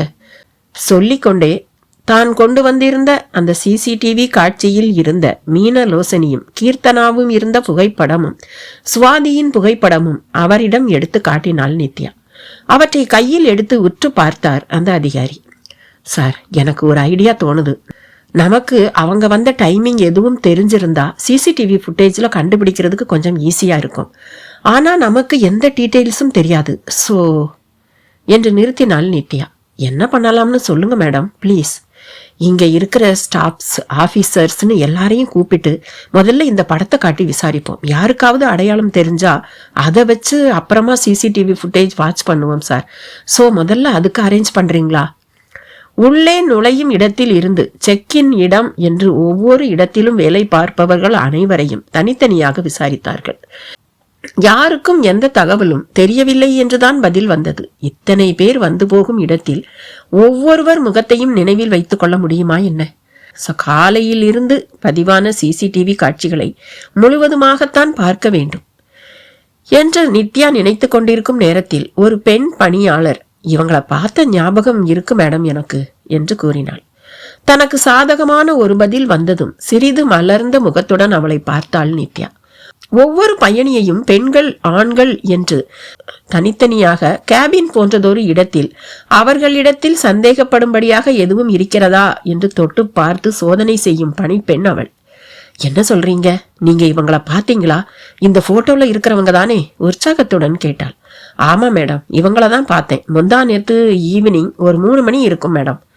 ஓ, வெரி குட். எப்படி இவ்வளோ கரெக்டா சொல்றீங்க? பொதுவா யாரையும் ஞாபகம் இருக்காதுதான் மேடம். இவங்கள மட்டும் எனக்கு ரொம்ப நல்லாவே ஞாபகம் இருக்கு. இந்த லேடியோட 3 சின்ன பொண்ணுங்க இருந்தாங்க மேடம். ஸ்கூல் படிக்கிற வயசுதான் இருக்கும் அவங்களுக்கு. அதுல ஒரு பொண்ணு மட்டும் யூனிஃபார்ம் போட்டிருந்தா மேடம். தனித்தனியா வர சொல்லி சொன்னதுக்கு இல்ல இந்த பிள்ளைங்க பயப்படுவாங்கன்னு இந்த அம்மா சொல்லிட்டு சேர்ந்தே கூட்டிட்டு வந்தாங்க மேடம். நான் செக் பண்ணி முடிச்சதுக்கு அப்புறம் வெளியே போறப்போ ஒரு பொண்ணு அந்த அம்மா கிட்ட எனக்கு பயமா இருக்கு, நான் எங்கேயும் வரல, வீட்டுல கொண்டு போய் விட்டுடுங்க அப்படின்னு சொல்லிட்டு இருந்தா மேடம். எனக்கு அது கொஞ்சம் ஆச்சரியமா இருந்தது கேட்கறதுக்கு. அதுக்குள்ள அடுத்த பேசஞ்சர் வந்துட்டாங்க, அவங்களும் போயிட்டாங்க மேடம். குட்மா, very good.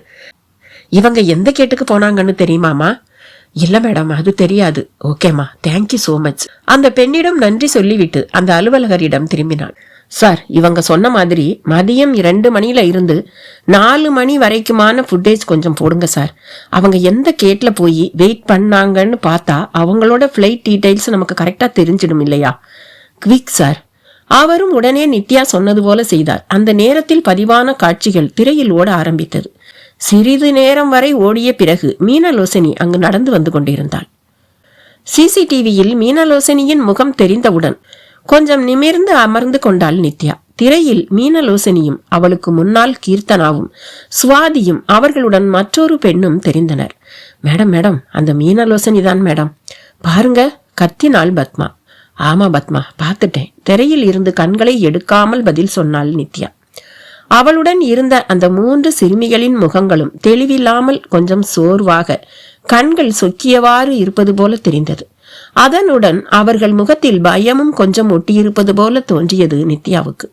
அவர்கள் அந்த இடத்தில் சோதனையை முடித்துக்கொண்டு நடந்து சென்று கடைசியாக சென்று அமர்ந்த இடம் கேட் எண் 11. சார், எந்த கேட் சார் இது? 11th தானே போட்டிருக்கு. அங்கதானே அவங்க உள்ள நுழைஞ்சாங்க. எஸ் மேடம், இருங்க கொஞ்சம் ரிவைண்ட் பண்ணி கூட பார்த்துடலாம் என்று சொன்னபடியே சிசிடிவி பதிவை சற்று பின்னே கொண்டு சென்றார் அவர். அதற்கு மேலே 11 என்று எழுதியிருந்தது. Yes madam, that is 11. நேத்து அந்த கேட்ல அந்த டைம்ல எந்த பிளைட்டுக்காக பேசஞ்சர்ஸ் வெயிட் பண்ணாங்கன்னு கொஞ்சம் செக் பண்ணி சொல்றீங்களா? எஸ் மேடம், ஒரு 2 மினிட்ஸ் செக் பண்ணி, ஒரு 2 மினிட்ஸ்ல செக் பண்ணிடலாம் என்று சொன்னவர் தன் மடி கணினியில் புரட்டி பார்த்தார். மேடம், அது பாம்பே போற பிளைட் பேசஞ்சருக்கான கேட் மேடம். கன்ஃபார்மா சார்? எஸ் மேடம், 4:30க்கு பாம்பே போற ஃபிளைட் அரைவ் ஆகிற மாதிரி இருந்தது. அங்க இருக்கிற பேசஞ்சர்ஸ் எல்லாரும் அந்த ஃபிளைட் ஏறதான் வெயிட் பண்றாங்க madam.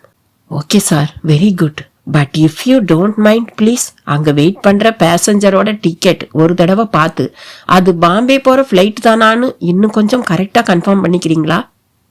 Okay, no problem madam, I will do. பணியாளர்களிடம் அழைத்து விவரங்களை சொன்னார் அந்த அலுவல் அதிகாரி. இருவரும் வேகமாக அந்த இடத்தை விட்டு நகர்ந்து சென்றனர். ஒரு 10 நிமிடங்கள் கரைந்த பின்னர் அந்த பணியாளர்கள் திரும்பி வந்தார்கள். உடனே அந்த அதிகாரி நித்யாவிடம் பார்வையை செலுத்தினார். அவருடைய பதிலுக்காகவே காத்திருந்த நித்யா கேள்விக்குறியுடன் அவரை பார்த்தாள்.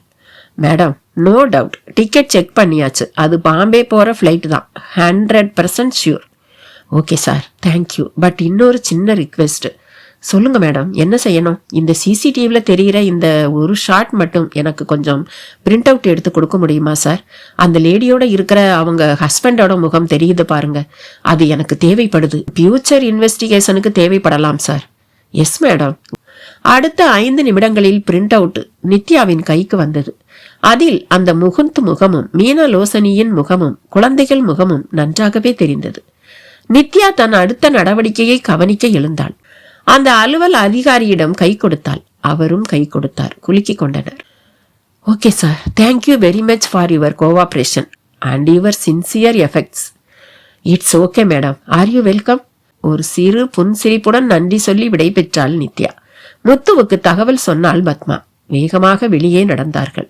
வாகனத்தை எடுத்து முன்னே கொண்டு வந்து நிறுத்தினான் முத்து. இருவரும் ஏறிக்கொண்டதும் கிளப்பினான். எங்க மேடம், ஸ்டேஷனுக்கா? நீங்க போங்க முத்து, நான் சொல்றேன். அடுத்து அந்த குழந்தைகளை கூட்டிட்டு வர பாம்பே போகணுமா மேடம்? அதிசயத்துடன் கேட்டாள் பத்மா. அவளுக்கு இதெல்லாம் புதிதாக இருந்தது. அவளுடைய சர்வீஸில் இதுவரை யாருமே இப்படி கூட அழைத்து சென்றதில்லை அவளை. இதற்கு முன்பாக இருந்த இன்ஸ்பெக்டர் தன்னுடன் எப்போதும் ஹெட் கான்ஸ்டபிள் ஆறுமுகத்தை தான் அழைத்து செல்வார். அவருக்கு அடுத்து ஒரு IPS புதிதாக பொறுப்பு ஏற்க வருகிறார். அதிலும் அவர் ஒரு பெண்மணி என்று தெரிந்ததும் பத்மா மிகவும் சந்தோஷப்பட்டாள். நித்யாவோ பத்மாவை இந்த அளவுக்கு முக்கியத்துவம் கொடுத்து கூட அழைத்து பேசுவதும் பிரச்சனைகளை பற்றி தன்னுடன் கலந்து ஆலோசிப்பதும் இவை எல்லாமே ஆச்சரியமாக இருந்தது அவளுக்கு. மேல் அதிகாரி என்பதையும் மீறி நித்யாவின் மீது ஒரு தனி மதிப்பும் மரியாதையும் வந்துவிட்டது அவளுக்கு. அதிலும் நித்யா தனது அடுத்தடுத்த நடவடிக்கைகளில் துரிதமாக செயல்படுவதை பார்த்து பத்மாவுக்குள் ஒரு மிகப்பெரிய பிரமிப்பையே ஏற்படுத்தி இருந்தாள் அவள். கேள்வியை கேட்டுவிட்டு பதிலுக்காக நித்யாவை பார்த்தாள் பத்மா. ஆனால் அவளோ அதை கவனிக்கவே இல்லை. தீவிரமான யோசனையில் மூழ்கி இருந்தாள். முத்து, வண்டிய நேரா IG ஆபீஸ்க்கு விடுங்க என்று சொன்னால் யோசனையின் ஊடே. Okay madam. தன் அலைபேசியை எடுத்து அபராஞ்சிதா தேவராஜன் எண்ணிற்கு அழைப்பு விடுத்து காத்திருந்தாள். உடனே தொடர்பில் வந்தார் அபராஞ்சிதா. எஸ், சொல்லுங்க மேடம். நீங்க உடனே உங்க ஏரியா போலீஸ் ஸ்டேஷனுக்கு போய் ஒரு கம்ப்ளைண்ட் கொடுத்துருங்க மேடம். ஓ, ஏன் மேடம், ஏதாவது தெரிஞ்சுதா? அவங்க கீர்த்தனாவை மட்டும் இல்ல, அவளோட இன்னும் 2 பொண்ணுங்களை கடத்தி இருக்காங்க. இப்ப அவங்க இங்க இல்ல, ஊரை விட்டே கிளம்பி போயிட்டாங்க குழந்தைகளோட. சோ நாங்க அபிஷியலா மூவ் பண்ணணும்னா நீங்க கம்ப்ளைண்ட் கொடுக்கணும் மேடம். என்னன்னு கம்ப்ளைண்ட் கொடுக்கறது மேடம்? அவங்க கீர்த்தனாவை இங்க இருந்து அடாப்ட் பண்ணி தானே கூட்டிட்டு போனாங்க. அப்புறம் கடத்தல்னு எப்படி நான் சொல்ல முடியும்?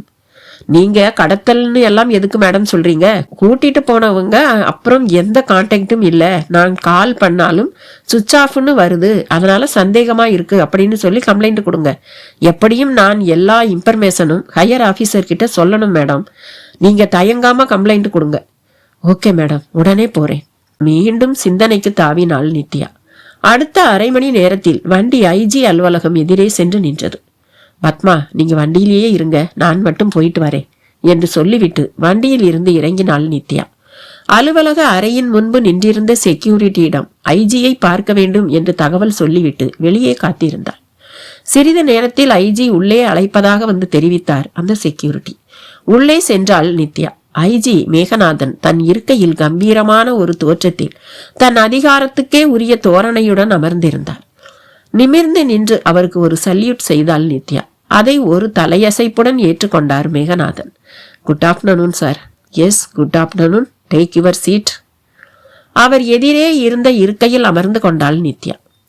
IPS நித்யா தேவி, வேலையில இப்பதான் ஜாயின் பண்ணியிருக்கீங்க. எப்படி போயிட்டு இருக்கு? Are you enjoying? Yes sir, நல்லாவே போயிட்டு இருக்கு. I am enjoying very much sir. சரி, வெரி குட். சொல்லுங்க, என்ன விஷயமா என்ன பார்க்க வந்தீங்க? Any urgent matter? S sir, it's very urgent. நான் பொறுப்பெடுத்து இருக்கிற ஸ்டேஷன்ல ஒரு கேஸ் வந்திருக்கு சார். ஒரு சின்ன பொண்ணு மிஸ்ஸிங் கேஸ். ஆனா அதுக்கு முன்னாடி நான் ஜாயின் பண்ண அன்னையில இருந்து எனக்கு ஒரு குறிப்பிட்ட நம்பர்ல இருந்து அடிக்கடி மிஸ்டு காலா வந்துட்டு இருந்தது சார். விசாரிக்க ஆரம்பிச்சதுக்கு அப்புறம் பார்த்தா அதுலயும் ஒரு பொண்ணு மிஸ்ஸிங். ரெண்டுமே ஒரே இடத்துல லிங்க் ஆச்சு சார் என்று சொன்னவள் தொடர்ந்து அனைத்து விவரங்களையும் சொல்லி முடித்தாள். ஸோ ஃபர்தரா அடுத்தடுத்த ஸ்டெப் மூவ் பண்றதுக்கு உங்க பர்மிஷன் வேணும் சார். இப்போ நம்மளோட நெக்ஸ்ட் மூவ் பாம்பேயில் தான் சார் செஞ்சாகணும். அங்கே போகிறதுக்கு எனக்கு ஹெல்ப்புக்கு என் கூட 2 ஆஃபீஸர்ஸ் வேணும் சார். ஆனால் எல்லாமே உடனே கொஞ்சம் வேகமாக நடக்கணும் சார். நித்யா சொல்வது அனைத்தையும் ஆச்சரியமாக கேட்டுக்கொண்டிருந்தார் Meganathan. Very excellent job and very good move Mrs Nithya. பரவாயில்லையே. Thank you so much sir. IG ஆபீசரிடம் இருந்து இத்தகைய ஒரு பாராட்டை சற்றும் எதிர்பார்க்கவில்லை நித்யா. மிகவும் ஆச்சரியமாக இருந்தது அவளுக்கு. I think this is a challenge one. But எந்த ஒரு க்ளூவும் இல்லாம ரொம்ப இன்டெலிஜென்ட்டா ஸ்டெப் எடுத்திருக்கீங்க. நீங்க சொல்றது கரெக்டு தான். உடனே நாளைக்கே நீங்க பாம்பே கிளம்பணும். நீங்க சொல்றத பார்த்தா இதுல அந்த 2 பேர் மட்டும் இருக்க மாட்டாங்க. இவங்களுக்கு பின்னாடி ஒரு கடத்தல் கும்பலே இருப்பாங்கங்கிறது என்னோட opinion. Yes sir, I think the same. Okay Nithya, Bombay போகிறதுக்கான எல்லா ஏற்பாட்டையும் உடனே பண்ணிடலாம். நீங்கள் நாளைக்கு காலையில் நேராக இங்கே ஆஃபீஸுக்கு வந்துடுங்க. உங்கள் ஹெல்ப்புக்காக நீங்கள் கேட்ட 2 ஆஃபீஸர்ஸ் இங்கே ரெடியாக இருப்பாங்க. நீங்கள் இங்கே இருந்து நேராக ஏர்போர்ட்டுக்கு கிளம்பலாம். Okay sir, thank you. நான் நாளைக்கு மார்னிங் வரேன் சார். S, thank you. என்ன என் வீட்டில் விட்டுருங்க முத்து என்று முத்துவிடம் சொன்னாள். அப்போது அவளுடைய அலைபேசி சினுங்க ஆரம்பித்தது. எடுத்து பார்த்தாள் நித்யா. அபராஞ்சிதா தேவராஜன் அழைத்திருந்தாள். அழைப்பை ஏற்று காதுக்கு கொடுத்தாள். சொல்லுங்க மேடம், என்ன விஷயம்? மேடம், ஒரு முக்கியமான விஷயம் உங்ககிட்ட நான் மறைச்சிட்டேன் மேடம். தயங்கியவாறு பேசினார் அபராஞ்சிதா. என்ன சொல்றீங்க? உண்மையை மறைச்சிங்களா? என்ன உண்மை? எதுக்காக மறைச்சிங்க? நித்யா சிறிது அதட்டலுடனும் கோபத்துடனும் கேட்ட கேள்விகளில் பயந்து பேச்சில் இன்னமும் தயக்கம் காட்டினார் அபராஞ்சிதா. சாரி மேடம், அந்த நேரத்துல எனக்கு அது பெரிய விஷயமா தோணல. ஆனா இப்ப நடக்கிற பிரச்சனையில உங்ககிட்ட அந்த விஷயத்த சொல்லிடலாம்னு நினைச்சேன் மேடம். புதிர் போடாம சட்டுன்னு விஷயத்த சொல்லுங்க மேடம். கீர்த்தனா இங்க இருந்து போறதுக்கு முதல் நாள் என்கிட்ட வந்து அவங்க கூட நான் போக மாட்டேன், பயமா இருக்கு அப்படின்னு சொன்னா மேடம். ஆனா நான் தான் அதை பெருசா எடுத்துக்கல மேடம். ஆனா இப்பதான் தோணுது, அவ ஏன் அப்படி சொன்னா? ஒரு வார்த்தை என்ன ஏதுன்னு அவகிட்ட கேட்டிருக்கலாமோன்னு. அப்படின்னா அப்பவே அவளுக்கு அவங்க மேல ஏதோ டவுட் வந்திருக்கு. ஆனா நீங்க தான் அவ சொல்லியும் அதை அலட்சியப்படுத்திட்டீங்க. என்கிட்டையும் நீங்க சொல்லவே இல்லை பாருங்க, கோபத்துடன் சொன்னாள் நித்யா. சாரி மேடம், இப்படியெல்லாம் ஆகும்னு நான் கொஞ்சம் கூட யோசிக்கவே இல்லை மேடம். அவங்க புது ஆளுங்க, இத்தனை வருஷம் இங்க இருந்துட்டு இப்ப எங்களை எல்லாம் விட்டுட்டு அவங்களோட போறதுக்கு பயப்படுறா போல அப்படின்னு தான் நான் நினைச்சேன் மேடம். இப்ப அதை நினைச்சு ரொம்ப வருத்தப்படுறேன் மேடம். முடிக்கும்போது குரல் அழுகையில் கொஞ்சம் நடுங்க ஆரம்பித்தது அபராஞ்சிதாவுக்கு. ஒரு நீண்ட பெருமூச்சுடன், ஓகே மேடம், இவ்வளவு குழந்தைகளை, அதுவும் பெண் குழந்தைகளை வச்சு ஒரு இல்லம் நடத்திட்டு இருக்கீங்க. அவங்களோட பாதுகாப்பு ரொம்ப முக்கியம் இல்லையா? புதுசா ஒருத்தங்களோட அனுப்புறப்ப எல்லாமே நீங்க யோசிச்சுதான் முடிவெடுக்கணும். இனிமையாவது ஜாக்கிரதையா இருங்க என்று கூறினாள் நித்யா. ஆமா மேடம், சத்தியமா இப்படியெல்லாம் நடக்கும்னு நான் கொஞ்சம் கூட எதிர்பார்க்கல. இனிமே கவனமா இருக்கிறேன் மேடம். அப்புறம் இன்னொரு விஷயமும் சொல்லணும். இன்னும் ஏதாவது மறைச்சிருக்கீங்களா? அப்படியெல்லாம் இல்லை மேடம். உங்க நம்பர் கீர்த்தனாவுக்கு எப்படி தெரிஞ்சதுங்கிறது எனக்கு இப்ப புரிஞ்சுடுச்சு. அப்படியா? ஆமா மேடம், நீங்க உங்க வேலையில ஜாயின் பண்றதுக்கு முன்னாடி ஏதோ ஒரு டிவி சேனல்ல உங்க பேட்டி வந்தது மேடம். ஓ ஆமா, நீங்க சொன்னப்புறம்தான் எனக்கே ஞாபகம் வருது. அது ஒரு லோக்கல் சேனல், என் ஃப்ரெண்டோடது. வேண்டாம்னு சொன்னாலும் கேட்காம வம்படியா ஒரு 4-5 கேள்விக்கு மட்டும் பதில் சொல்ல சொல்லி கேட்டு வாங்கிட்டு போனான். ஆனா நான் என் போட்டோ கூட தரலையே. ஆமாங்க மேடம், அதே தான். உங்க போட்டோ எல்லாம் வரல. அதுல ஒரு 20 நிமிஷம் ப்ரோக்ராமா தான் வந்துச்சு. விடாமுயற்சி வெற்றியை தரும், அதுதான் தலைப்பு. அதுல உங்களோடது மட்டும் இல்லை மேடம், இன்னும் 2 பேரோடதும் வந்துச்சு. கேன்டீன் பக்கத்துல இருக்கிற ஒரு சின்ன ஹாலில் தான் டிவி இருக்கும் எங்க இல்லத்துல மேடம். சாப்பிட்டு முடிச்சுட்டு குழந்தைங்க ஒரு சிலர் உட்கார்ந்து எதையாவது பார்த்துட்டு இருப்பாங்க. சில நேரம் நானும் அவங்களோட இருப்பேன். அன்னைக்கு மற்ற பொண்ணுங்க எல்லாம் கொஞ்ச நேரம் பார்த்துட்டு போயிட்டாங்க. நானும் கீர்த்தனாவும் மட்டும் இருக்கிறப்பதான் ஒரு ப்ரோக்ராம் முடிஞ்சு இது வந்தது. ஆரம்பிச்ச உடனே உங்களை பத்தி தான் அதுல வந்துச்சு. அந்த நேரத்துல எனக்கு ஃபோன் வந்ததால நான் எழுந்து போயிட்டேன். அவ மட்டும்தான் பார்த்துக்கிட்டு இருந்தா. அப்பதான் உங்க ஃபோன் நம்பரும் அதுல கொடுத்தாங்களோ என்னவோ. ஆமா இருக்கலாம், என்னோட நம்பர் கேட்டு வாங்கினா என் ஃப்ரெண்டு.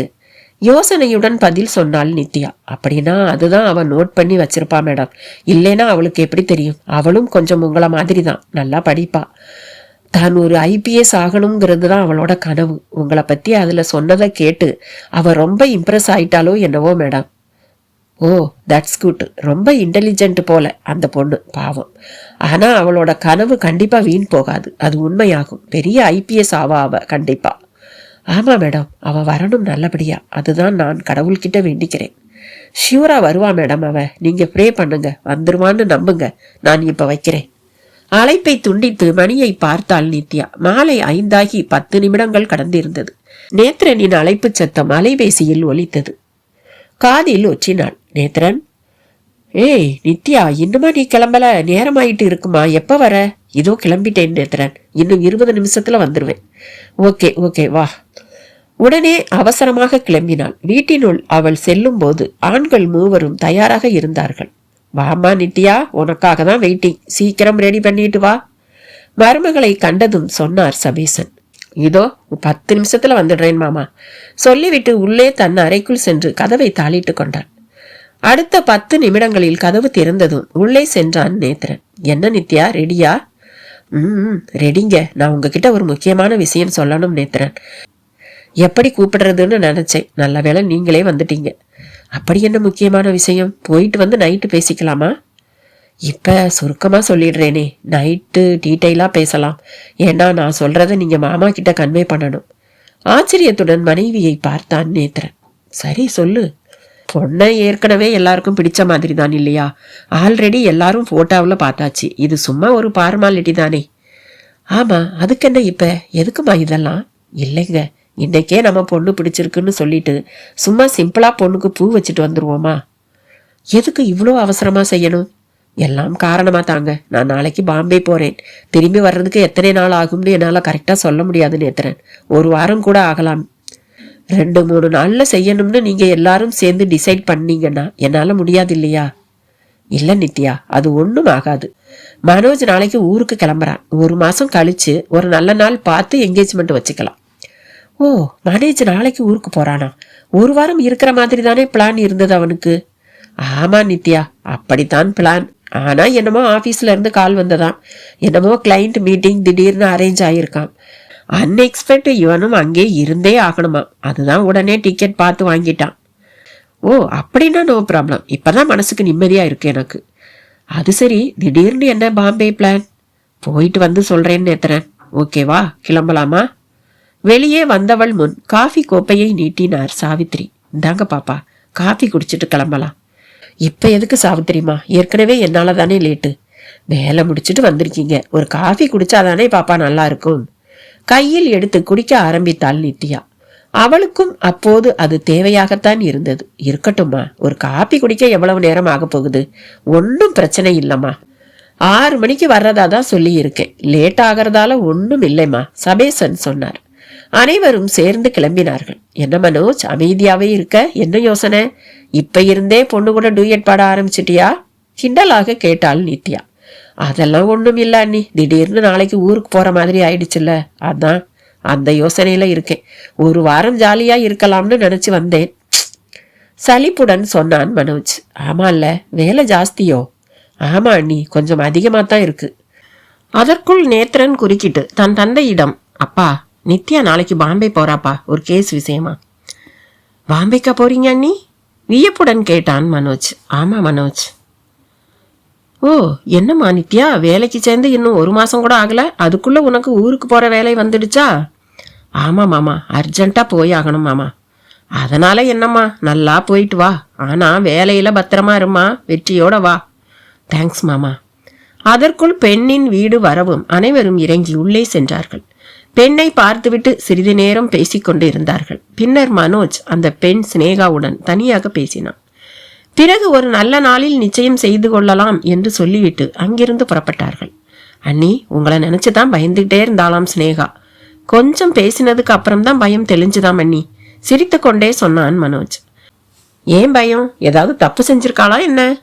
அந்த பயம் இல்ல அண்ணி, நீங்க பெரிய போலீஸ் அதிகாரி, எப்படி பேசுவீங்களோ பழகுவீங்களோ அந்த பயமாம். ஓ, ஓ, அனைவரும் சிரித்தார்கள். மறுநாள் காலை நித்யா ஐஜி அலுவலகம் சென்று சேரும் போது அப்போதுதான் ஐஜி மேகநாதனும் உள்ளே நுழைந்து கொண்டிருந்தார். Good morning sir. Good morning Nithya. ஊருக்கு போக தயாரா? Yes sir. இருவரும் அலுவலக அறைக்கு சென்ற அடுத்த 5 நிமிடங்களில் 2 இளைஞர்கள் உள்ளே நுழைந்தார்கள். மேகநாதனை பார்த்ததும் விரைப்புடன் நின்று சல்யூட் அடித்தனர். Good morning sir. Welcome young boys. புன்சிரிப்புடன் அவர்களை வரவேற்றார் மேகநாதன். நித்யாவிடம் திரும்பினார். நித்யா, இவர் மிஸ்டர் சஞ்சய் அண்ட் இவர் மிஸ்டர் அசோக். நீங்க உங்க இன்வெஸ்டிகேஷனுக்காக ஹெல்ப்புக்கு கேட்ட போலீஸ் ஆபீசர்ஸ். இப்பதான் ட்ரைனிங் முடிச்சிருக்காங்க. சுறுசுறுப்பா இருப்பாங்க. Brilliant boys. டிஜிட்டல் லைன்லையும் எக்ஸ்பர்ட் இவங்க. அந்த இளைஞர்களை நித்யாவிடம் அறிமுகப்படுத்தியவர் அந்த இளைஞர்களிடம் திரும்பி, ஆபீசர்ஸ், இவங்க IPS Nithya Devi. Good morning madam. இருவரும் நித்யாவை நோக்கி சல்யூட் செய்தார்கள். Yes, good morning. சிரிப்புடன் தலையசைத்து ஏற்றுக்கொண்டாள் நித்யா. அண்ட் தென் நித்யா, உங்க 3 பேருக்கும் மும்பை பிளைட் 3 மணிக்கு. ஸோ நீங்க இப்ப கிளம்பினா சரியா வரும். அப்புறம் அங்க இன்ஸ்பெக்டர் ஜேம்ஸ் உங்களுக்காக வண்டி அனுப்புறதா சொல்லி இருக்காரு. நீங்க ஸ்டே பண்ற ஹோட்டல் எல்லாம் அவரே அரேஞ்ச் பண்ணிப்பாரு. அவரே உங்களை கான்டாக்ட் பண்ணுவாரு. அவரை மீட் பண்ணி பேசி பர்தர் டிப்ஸ் எப்படி என்னன்னு அவரோட டிஸ்கஸ் பண்ணிக்கோங்க. Okay? Yes, sure sir. Thank you. நாங்க கிளம்புறோம் சார். எழுந்து கொண்டாள் Nithya. All the best Mrs Nithya என்று கையை கொடுத்தார் மேகநாதன். அந்த கடத்தல் கும்பலை பிடிச்சாச்சு, அந்த பெண்களை காப்பாத்தியாச்சுங்கிற நல்ல தகவலை எனக்கு கூடிய சீக்கிரம் நீங்க சொல்வீங்கன்னு நம்புறேன். Sure sir. நித்யா, சஞ்சய் மற்றும் அசோக் மூவரும் தங்கள் தேடுதலை நோக்கி கிளம்பினார்கள். சஞ்சய், அசோக், இந்த கேஸ் பத்தின டீடைல்ஸை நான் ஷார்ட்டா உங்களுக்கு சொல்றேன், கேட்டுக்கோங்க என்று சொல்லிவிட்டு சுருக்கமாக அவர்களிடம் நடந்ததையெல்லாம் சொல்லி முடித்தாள். ஃபுல் டீடைல்ஸ் இந்த ஃபைல்ல இருக்கு, படிச்சு பார்த்துக்கோங்க என்று சொல்லிவிட்டு வழக்கின் விவரங்கள் அடங்கிய கோப்பு ஒன்றை அவர்களிடம் கொடுத்தாள். எஸ் மேடம் என்று சொன்னவர்கள் கையில் வாங்கி புரட்ட ஆரம்பித்தனர். விமான நிலையத்தை அவர்கள் சென்று அடையும் போது இவர்கள் கிளம்ப வேண்டிய விமானம் 1/2 மணி நேரம் தாமதமாக புறப்படும் என்கிற அறிவிப்பு வந்து கொண்டிருந்தது. அதை கேட்ட நித்யாவுக்கு சற்று சலிப்பாக இருந்தது. மேடம், நம்ம ஃப்ளைட்டு தான் மேடம். 1/2 hour டிலே கூறினான் சஞ்சய். எஸ் சஞ்சய், எவ்வளவு சீக்கிரம் அங்க போய் நம்ம மூவ ஸ்டார்ட் பண்றோமோ அவ்வளவு சீக்கிரம் அந்த குழந்தைகளை நம்ம கண்டுபிடிக்க முடியும். ஆனா இந்த நேரத்துல இப்படி டிலே ஆகுதே. இளைஞர்கள் இருவரும் அமைதியாக அதை ஆமோதித்தனர். ஈவினிங்கே நாம ஸ்டேஷனுக்கு போய் இன்ஸ்பெக்டர் ஜேம்ஸை மீட் பண்ணி பேசணும். நம்ம அடுத்த ஸ்டெப் என்ன செய்யலாம் அப்படிங்கிறத நீங்களும் கொஞ்சம் யோசனை பண்ணுங்க. Yes madam. மேடம், ஃப்ளைட்டு மும்பைல லேண்ட் ஆன உடனே நாம ஏர்போர்ட்லயே கூட விசாரிக்கலாமே மேடம்? ஆர்வமாக கேட்டான் அசோக். ஆமா அசோக், நானும் அதுதான் திங்க் பண்ணிட்டு இருக்கேன். அந்த பேசஞ்சர்ஸ் ஏறின ஃப்ளைட்டோட டைமிங் அங்கே சொல்லி சிசிடிவி ஃபுட்டேஜ் கேட்டு வாங்கிக்கலாம். ஹோட்டல் ரூமில் போய் போட்டு பார்த்துக்கலாம். நாம் சந்தேகப்படுறவங்க ஏர்போர்ட்டில் இருந்து எதில் போனாங்க அப்படிங்கிறது நமக்கு தெரிஞ்சா அதை வச்சு ஏதாவது க்ளூ கிடைக்கலாம்ல. Yes, fantastic madam, you are correct, உற்சாகத்துடன் சொன்னான் சஞ்சய்.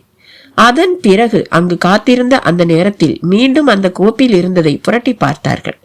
இடையே வந்த சந்தேகங்களை நித்யாவிடம் கேட்டு தெளிவுபடுத்தி கொண்டார்கள். இந்த கேஸ்ல இதுவரைக்கும் நடந்ததை பார்த்தா கீர்த்தனா கொஞ்சம் டேலண்டான பொண்ணு மாதிரி தெரியுது மேடம். ஐ ஆம் கரெக்ட்? ஆமா சஞ்சய், டிவியில வந்த என்னோட பேட்டியை பார்த்துட்டு, அதுவும் அது வீடியோ பேட்டி கூட கிடையாது, ஆனா ஒன்லி என்னோட போட்டோ கூட எதுவும் இல்லாம வெறும் கேள்வி பதில் மாதிரி வந்ததுல என்னோட நம்பரை குறிச்சு வச்சு எனக்கு மிஸ்டு கால் கொடுத்து அலர்ட் பண்ணி இருக்கான்னா பாத்துக்கோங்களேன். அது ஏன் மிஸ்டு காலா கொடுத்தாலோ அந்த பொண்ணு இல்லையா மேடம் கேட்டான் அசோக். அதுதான் ஏன்னு தெரியல அசோக், ஆனா ஏதோ டவுட் அவளுக்கு மனசுல இருந்திருக்கு அவங்க மேல, அதுதான் இப்படி பண்ணியிருக்கா. இதன் சம்பந்தமாகவே பேசிக் கொண்டிருந்ததில் நேரம் போனதே தெரியவில்லை. 1/2 மணி நேரம் என்பது 50 நிமிட தாமதத்தில் புறப்பட்டது விமானம். மும்பை விமான நிலையத்தில் அவர்கள் இறங்கும் போது மணி 2 ஆகி 20 நிமிடங்கள் ஆகியிருந்தது. நேராக அலுவலகத்திற்கு செல்வதற்காக நடந்தாள் நித்யா. அசோக்கும் சஞ்சயும் அவளை பின்தொடர்ந்து சென்றார்கள். அங்கிருந்த அலுவல் அதிகாரி அவர்களை வரவேற்று அமர வைத்தார். தங்கள் உரையாடலை ஹிந்தியிலும் ஆங்கிலத்திலும் கலந்து பேசினார்கள். சார், 2 நாள் முன்னாடி ஈவினிங் 4:30க்கு சென்னையில இருந்து மும்பைக்கு வந்த ஏர்லைன்ஸ் ஃபிளைட்ல ஏறின ஒரு 5 பீப்புள், அதாவது ஒரு கப்பிள் 3 சின்ன பொண்ணுங்களோட ஏறி இருக்காங்க. அந்த கப்பிள் அந்த குழந்தைகளை கடத்தி இருக்கலாம்னு ஒரு சந்தேகம் இருக்கு எங்களுக்கு அவங்க மேல சார். O, is it? நாங்க என்ன பண்ணணும் மேடம்? ஃப்ளைட் இங்க மும்பை ஏர்போர்ட்ல வந்து லேண்ட் ஆனதும் பேசஞ்சர் ஒவ்வொருவரும் இறங்கி வெளியே போற வரைக்குமான சிசிடிவி ஃபுட்டேஜ் எனக்கு வேணும் சார். ஓகே மேடம், பார்த்து எடுத்து கொடுக்க சொல்றேன். And one more thing sir. Yes, சொல்லுங்க. இங்க வெளியில என்ட்ரன்ஸ்ல ரோட்டை பார்த்து இருக்கிற மாதிரியும் சிசிடிவி கேமரா இருக்குமே சார்? எஸ், இருக்கு மேடம். அந்த ஃபுட்டேஜ் கூட வேணும் சார் எனக்கு. Okay madam, sure. என்னைக்குன்னு சொன்னீங்க madam? It means Tuesday sir. அன்னைக்கு தான் அவங்க டிராவல் பண்ணி இருக்காங்க. ஓகே மேடம், கொஞ்சம் வெயிட் பண்ணுங்க ப்ளீஸ், சொல்லிவிட்டு எழுந்து வெளியே சென்றார் அந்த அலுவலர். அடுத்த 5 நிமிடங்களில் வந்தவர், சொல்லிட்டு வந்திருக்கேன் மேடம், ஃபுட்டேஜ் எடுத்துட்டு வருவாங்க. Okay sir. சரியாக 15 நிமிடங்கள் ஓடிய பிறகு ஒரு இளைஞன் உள்ளே வந்தான். தான் கொண்டு வந்திருந்த சிசிடிவி ஃபுட்டேஜ் அடங்கிய பென்டிரைவை அந்த அதிகாரியிடம் கொடுத்தான். கையில் வாங்கியவர் அதை நித்யாவிடம் நீட்டினார். உற்சாகம் மனதில் பரவ அதை எடுத்துக்கொண்டு எழுந்தாள் நித்யா.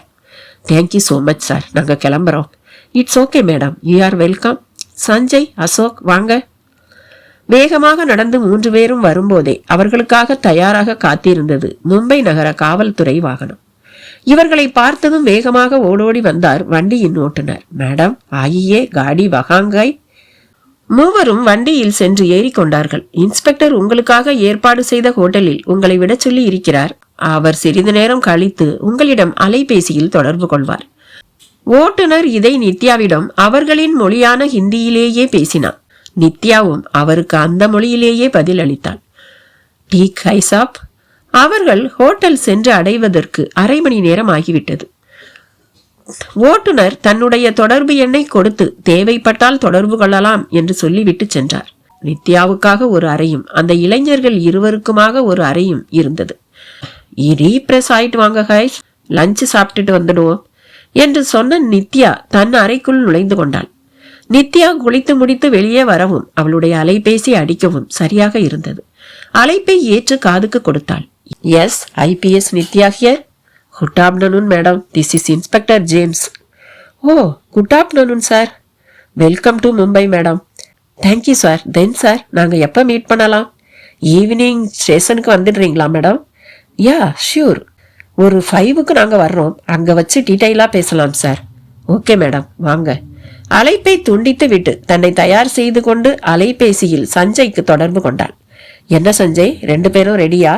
எஸ் மேடம், ரெடி, நாங்கள் வர்றோம். மூவரும் சேர்ந்து கீழே இறங்கி சென்று தங்கள் மதிய உணவை முடித்து கொண்டார்கள். சாப்பிடும் போதே அவர்களிடம் இன்ஸ்பெக்டர் தொடர்பு கொண்ட விஷயத்தை சொன்னாள். கைஸ், நாம இப்ப ரூமுக்கு போய் அந்த சிசிடிவி ஃபுட்டேஜை போட்டு பார்த்துருவோம். ஒரு 4:30க்கு கிளம்பி ஸ்டேஷனுக்கு போகலாம், ஓகேவா? Okay madam. மூவரும் சேர்ந்து நித்யாவின் அறைக்கு வந்தனர். தங்களுடன் கொண்டு வந்திருந்த மடிக்கணினியை எடுத்து அதில் அந்த பென்டிரைவை மாட்டினான் அசோக். காட்சிகள் ஓடத் தொடங்கியது. விமானத்தை விட்டு இறங்கிய பயணிகள் வெளியே வந்து கொண்டிருந்தார்கள். ஒரு 10 நிமிடங்கள் முழுதாக ஓடிய பிறகு முதலில் முகுந்தின் உருவம் தெரிந்தது.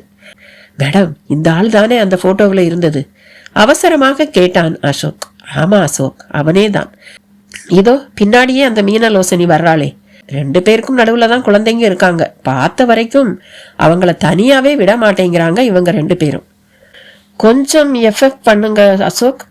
அவர்கள் நடந்து வருவதை கொஞ்சம் வேகமாக ஓடவிட்டான் அசோக். வாசலுக்கு வந்தார்கள் அவர்கள். சிறிது நேரம் நின்றுவிட்டு பின்பு தொடர்ந்தது.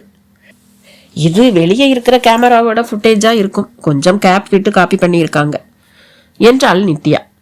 முகுந்த் மீனலோசனி இருவரும் குழந்தைகளுடன் நின்றிருக்கும் போது அங்கு ஒரு கார் வந்து நின்றது. அனைவரும் அதில் ஏறிக்கொண்டார்கள். உடனே காரும் புறப்பட்டது. சஞ்சய், அந்த காரோட நம்பர் தெரியுதான்னு பாருங்க. அந்த கார் கொஞ்சம் நகர்ந்த பிறகு அதில் உள்ள எண் தெரிந்தது. மேடம், தெரியுது மேடம். எஸ், நோட் பண்ணிக்கங்க சஞ்சய். ஒரு பிடி கிடைத்த சந்தோஷத்தில் கத்தினாள் நித்யா. ஓகே, இதை வச்சு நாம ட்ரேஸ் பண்ணலாம் அவங்கள. இப்ப நாம ஸ்டேஷனுக்கு கிளம்பலாமா? இதை ஆஃப் பண்ணி எடுத்து வைங்க அசோக். அந்த இளைஞர்களிடம் உத்தரவிட்டார். மூவரும் உடனே கிளம்பினார்கள். அடுத்த அரை மணி நேரத்தில் காவல் நிலையத்தில் இருந்தனர். ஐபிஎஸ் நித்யா மேடம், வாங்க. Good evening inspector. Good evening madam, உட்காருங்க. Yes, thank you. By the way, இவங்க என் கூட ஹெல்ப்புக்காக வந்திருக்கிற officers, Mr Sanjay and Mr Ashok. Good evening officers. Good morning sir. அவர்களையும் அமரச் சொல்லி இருக்கையை காட்டினார் இன்ஸ்பெக்டர். இருவரும் அமர்ந்தார்கள். ஹோட்டல் ரூம் எல்லாம் வசதியாக இருக்கா madam? Are you comfortable? Yes sir, it's neat and comfortable, thank you. சொல்லுங்கள் மேடம். கடத்தல் கேஸ் சார். சென்னை தமிழ்நாட்டில் இருந்து 3 சிறுமிகள் மிஸ்ஸிங். என்கொயர் பண்ணதில் ஹஸ்பண்ட் அண்ட் ஒய்ஃப்னு சொல்லிக்கிட்டு வந்த ஒரு கப்பிள் தான் அவங்க 3 பேரையும் கடத்திட்டு இங்கே மும்பைக்கு வந்திருக்காங்கன்னு தெரிஞ்சுது. இந்த கேஸோட ஃபுல் டீட்டெயில்ஸ் இந்த ஃபைலில் இருக்குது sir. Have a look please. அந்த கோப்பை அவரிடம் நீட்டினாள் நித்யா. அவரும் வாங்கி மேலாக புரட்டி பார்த்தார். Oh my god, it's look something dangerous madam. Yes sir. So நாம் இந்த கேஸில் கொஞ்சம் வேகமாக மூவ் பண்ண வேண்டிய அவசியத்தில் இருக்கோம் சார். அண்டு ஏர்போர்ட்டில் நாங்கள் லேண்ட் ஆன உடனே அங்கே என்கொயர் பண்ணதில் அந்த கிட்னாப்பர்ஸ் ஏறி போன கார் நம்பர் கிடச்சிருக்கு. Oh, is it? That's good. Yes, அந்த நம்பரை வச்சு நீங்கள் எங்களுக்கு அந்த காரோட டீட்டெயில்ஸ் கண்டுபிடிச்சு கொடுக்கணும். இந்தாங்க, அந்த கார் நம்பரை இதில் எழுதி இருக்கும். நித்யா நீட்டிய காகிதத்தை எடுத்து பார்வையிட்டார் இன்ஸ்பெக்டர். ஓகே மேடம், இன்னும் 2 ஹவர்ஸில் அந்த வண்டியோட ஃபுல் டீட்டெயில்ஸ் உங்கள் கைக்கு வரும். அந்த கார் யாரோட பேரில் இருக்குது, அதுக்கு ஓனர் யார், அவரோட அட்ரஸ் என்ன, எல்லாமே கிடைச்சிரும் உங்களுக்கு. நீங்கள் அதை வச்சு உங்கள் நெக்ஸ்ட் ஸ்டெப்பு மூவ் பண்ணலாம் மேடம். ஒரு 10 மினிட்ஸ் வெயிட் பண்ணுங்க. நான் இந்த ஃபைலை இன்னும் கொஞ்சம் பார்த்துடுறேன். டவுட் ஏதாவது இருந்தால் கேட்டுக்கிறேன். எஸ், ஓ எஸ், நோ ப்ராப்ளம், வெயிட் பண்ணுறோம். அங்கிருந்த கான்ஸ்டபிளை அழைத்து வெளியே இருக்கும் காவலாளியிடம் காஃபி கொண்டு வர சொல்லுமாறு சொன்னார் இன்ஸ்பெக்டர். என்ன சாப்பிட்றீங்க madam? Hot or cool? Coffee okay? Yes sir, coffee okay தான். கைஸ், உங்களுக்கும் காஃபி இருக்கட்டுமா? Yes madam. சிறிது நேரத்தில் காஃபி வந்தது. 4வரும் பேசிக்கொண்டே குடித்தார்கள். இன்ஸ்பெக்டர் அந்த வழக்கு சம்பந்தமாக தனக்கு இருந்த 1-2 சந்தேகங்களை கேட்டுக்கொண்டார். பிறகு 3வரும் அங்கிருந்து புறப்பட்டார்கள். ஓகே சார், நீங்கள் அந்த கார் பற்றின டீட்டெயில்ஸ் கிடைச்ச உடனே எனக்கு சொல்லுங்க, நாங்கள் கிளம்புறோம். வேற ஏதாவது தேவைப்பட்டா சொல்கிறேன் சார். Sure madam. அவர்கள் காவல் நிலையத்தில் இருந்து கிளம்பி தங்கள் இடத்தை அடையும் போது மணி 8ஐ நெருங்கி கொண்டிருந்தது. நாளைக்கு காலையில் தான் நம்ம பர்தர் மூவ் பண்ண முடியும் இல்லையா மேடம்? அசோக் கேட்டான். ஆமாம் அசோக், இப்போவே மணி 8ஆக போகுது. இன்ஸ்பெக்டர் அந்த கார் நம்பரை செக் பண்ணி நமக்கு டீட்டெயில்ஸ் சொல்லணும். அந்த கார் யாரோடது என்னன்னு விவரம் தெரிஞ்சாதானே நம்ம அடுத்த ஸ்டெப் எடுத்து வைக்க முடியும். ஸோ மார்னிங் தான் நம்ம நெக்ஸ்ட் இன்வெஸ்டிகேஷனை ஸ்டார்ட் பண்ண முடியும். இரவு உணவையும் முடித்து கொண்டு அறைக்கு செல்ல நடந்தார்கள். ஓகே கைஸ், நீங்கள் இப்போ நல்லா ரெஸ்ட் எடுத்துக்கோங்க. காலையில் பார்க்கலாம். நடுவில் ஏதாவது தேவைப்பட்டால் நான் கால் பண்ணுறேன் உங்களுக்கு. Good night. Good night madam. அவர் அறைக்குள் நுழைந்து கொண்டார்கள். உள்ளே நுழையும் போதிருந்தே அவளுடைய அலைபேசி அடிக்க ஆரம்பித்தது. எடுத்து பார்த்தாள். பானு என்கிற பெயர் அதில் ஓடிக்கொண்டிருந்தது. சிரித்தவாறு அழைப்பை ஏற்று காதில் வைத்தாள். ஹலோ பானுக்கா? ஏய் நித்யா, இங்கே எங்க ஊருக்கு வந்தவ ஒரு வார்த்தையாச்சும் சொல்றியாடி என்கிட்ட? உன் அம்மா ஃபோன் பண்ணி சொன்னதால தான் எனக்கு தெரிஞ்சது என்று படபடவென்று எதிர்முனையில் பேசிக்கொண்டே சென்றாள் அந்த பானு. ஐயோ அக்கா, ஸ்டாப் அக்கா, கொஞ்சம் மூச்சு விடுங்க. நடுவுல இப்படி மூச்சு விடாம பேசுறீங்க? சிரிப்புடன் கேட்டாள் நித்யா. ஆமாடி, உன் மேல எனக்கு கோபம். போ, நீ வந்த விவரத்தை உன் அம்மா சொல்லலைன்னா நீ இங்க வந்ததே எனக்கு தெரிஞ்சிருக்காது பாரு. சரிங்கக்கா, கோவிச்சுக்காதீங்க. நான் வந்திருக்கிறது அஃபீஷியல் ரீசனுக்காக, ஊரை சுத்தி பாக்குறதுக்கு இல்லை. புரிஞ்சுதா? அதுவும் இல்லாம டைமும் இல்லக்கா, திடீர்னு புறப்பட்டு வந்தேன். இந்த கேஸ் கொஞ்சம் சீரியஸ் அண்ட் அர்ஜென்ட்டா கவனிக்கணும். அதனாலதான் நான் எதுவும் சொல்லல. சரி, பரவாயில்ல, இவ்வளவு தூரம் வந்திருக்க, வீட்டுக்கு வந்துட்டு போ. எப்ப வர்ற சொல்லு. சாரி பானுக்கா, என்னால வர முடியாது. இங்க வந்த வேலை இன்னும் ஆரம்பிக்கவே இல்லை. தயவு செஞ்சு என்னை கம்பல் பண்ணாதீங்கக்கா, ப்ளீஸ். சரி, அப்ப சரி, ஒன்று பண்றேன். நீ எங்க தங்கி இருக்க சொல்லு. நாளைக்கு காலையில நான் வர்றேன். நீங்க வர்றதால ஒன்றும் இல்லைக்கா, ஆனா காலையில நான் வெளியே கிளம்பணுமேக்கா. சரிடி, நான் 7 மணிக்கெல்லாம் வந்துடுறேன். போதுமா? ஒரு அரை மணி நேரம் மட்டும் இருக்கிறேன் உன் கூட. உன்னை பார்த்தே வருஷ கணக்காச்சுடி. சரிக்கா, வாங்க, லேட் பண்ணாம 7 மணிக்கெல்லாம் வந்துருங்க. சொன்னவள் தான் தங்கியிருக்கும் இடத்தை பற்றி கூறினாள். சிறிது நேரம் இருவரும் பேசிவிட்டு அழைப்பை துண்டித்தனர். பிறகு உள்ளே சென்று இரவு உடைக்கு மாறி வருவதற்குள் மீண்டும் அலைபேசி சினுங்கியது. இப்போது அழைத்தது நேத்ரன். வந்து சேர்ந்துட்டேன்னு கூட சொல்லவே இல்லையே. உதட்டை கடித்தபடி எடுத்து பேசினாள். சொல்லுங்க நேத்ரன். என்ன நித்யா, எத்தனை மணியாச்சு அங்க போய் ரீச் ஆகிறதுக்கு? மதியம் 2 மணிக்கு மேல ஆயிடுச்சு நேத்ரன் என்று சொன்னவள் நடந்ததை கூறினாள். சரிம்மா, பத்திரமா பார்த்து வேலை பாரு, சரியா? நடுவுல டைம் கிடைக்கிறப்ப எனக்கு கால் பண்ணு. Take care. பேசி முடித்தார்கள். நேரத்தை பார்த்தாள் நித்யா. அது 9:30 என்று காட்டியது. இன்ஸ்பெக்டர் ஃபோன் பண்ணி டீட்டெயில்ஸ் சொல்லிட்டாருன்னா அதுக்கேற்ற மாதிரி ஒரு பிளான் பண்ணிக்கலாம் என்று நினைத்தவள் அவருடைய அழைப்புக்காக காத்திருந்தாள். அவரும் தாமதிக்காமல் அடுத்த 10 நிமிடங்களில் அழைப்பு விடுத்தார். ஆர்வத்துடன் காதில் வைத்தாள். சொல்லுங்க இன்ஸ்பெக்டர், அந்த காரோட டீட்டெயில்ஸ் கிடைச்சதா? I am very sorry Nithya madam, அந்த நம்பர் ஒரு ஃபேக், உண்மையானது கிடையாது. அநேகமா அவங்க அந்த நம்பர் பிளேட்ல இருந்த உண்மையான நம்பருக்கு மேல இந்த போலியான நம்பரை பேப்பரால எழுதி ஒட்டி இருக்கணும். அதிர்ந்தாள் நித்யா. என்ன சொல்றீங்க இன்ஸ்பெக்டர், அது போலி நம்பரா? எஸ் மேடம், நீங்க இதை வச்சு எதுவுமே கண்டுபிடிக்க முடியாது.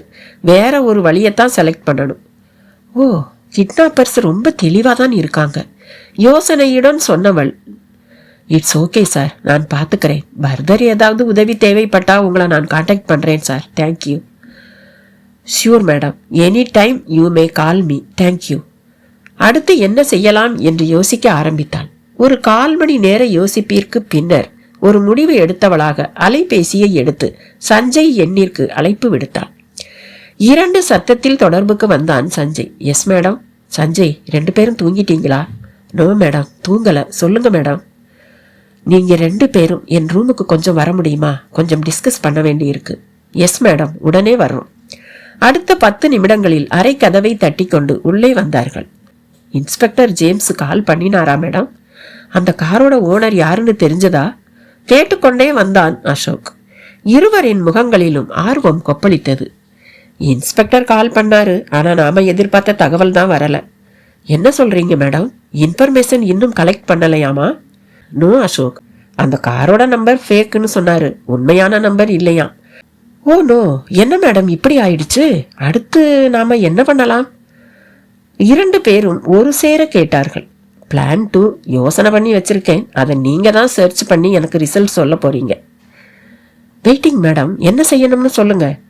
அங்க நம்ம சென்னையில அவங்க டிராவல் பண்ண சிலம்பா டிராவல்ஸ் டிரைவர் சண்முகம் கிட்ட பேசினப்ப அவர் சொன்ன ஒரு தகவல் படி இந்த கேஸ்ல ஒரு டாக்டர் சம்பந்தப்பட்டிருக்கார்.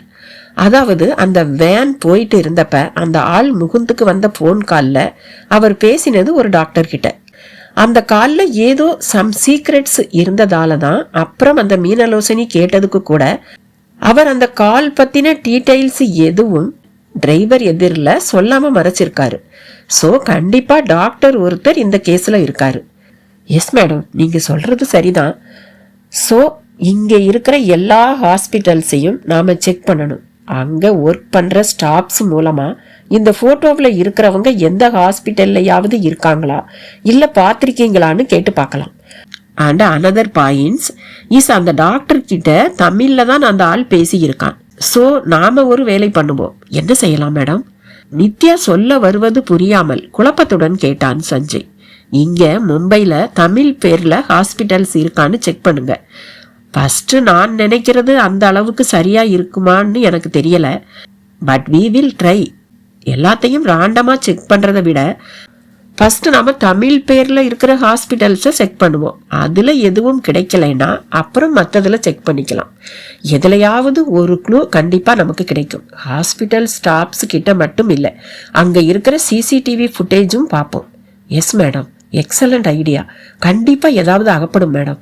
நாம ஒவ்வொருத்தரும் ஒவ்வொரு பக்கமா போய் என்கொயரி பண்ணலாம் மேடம்.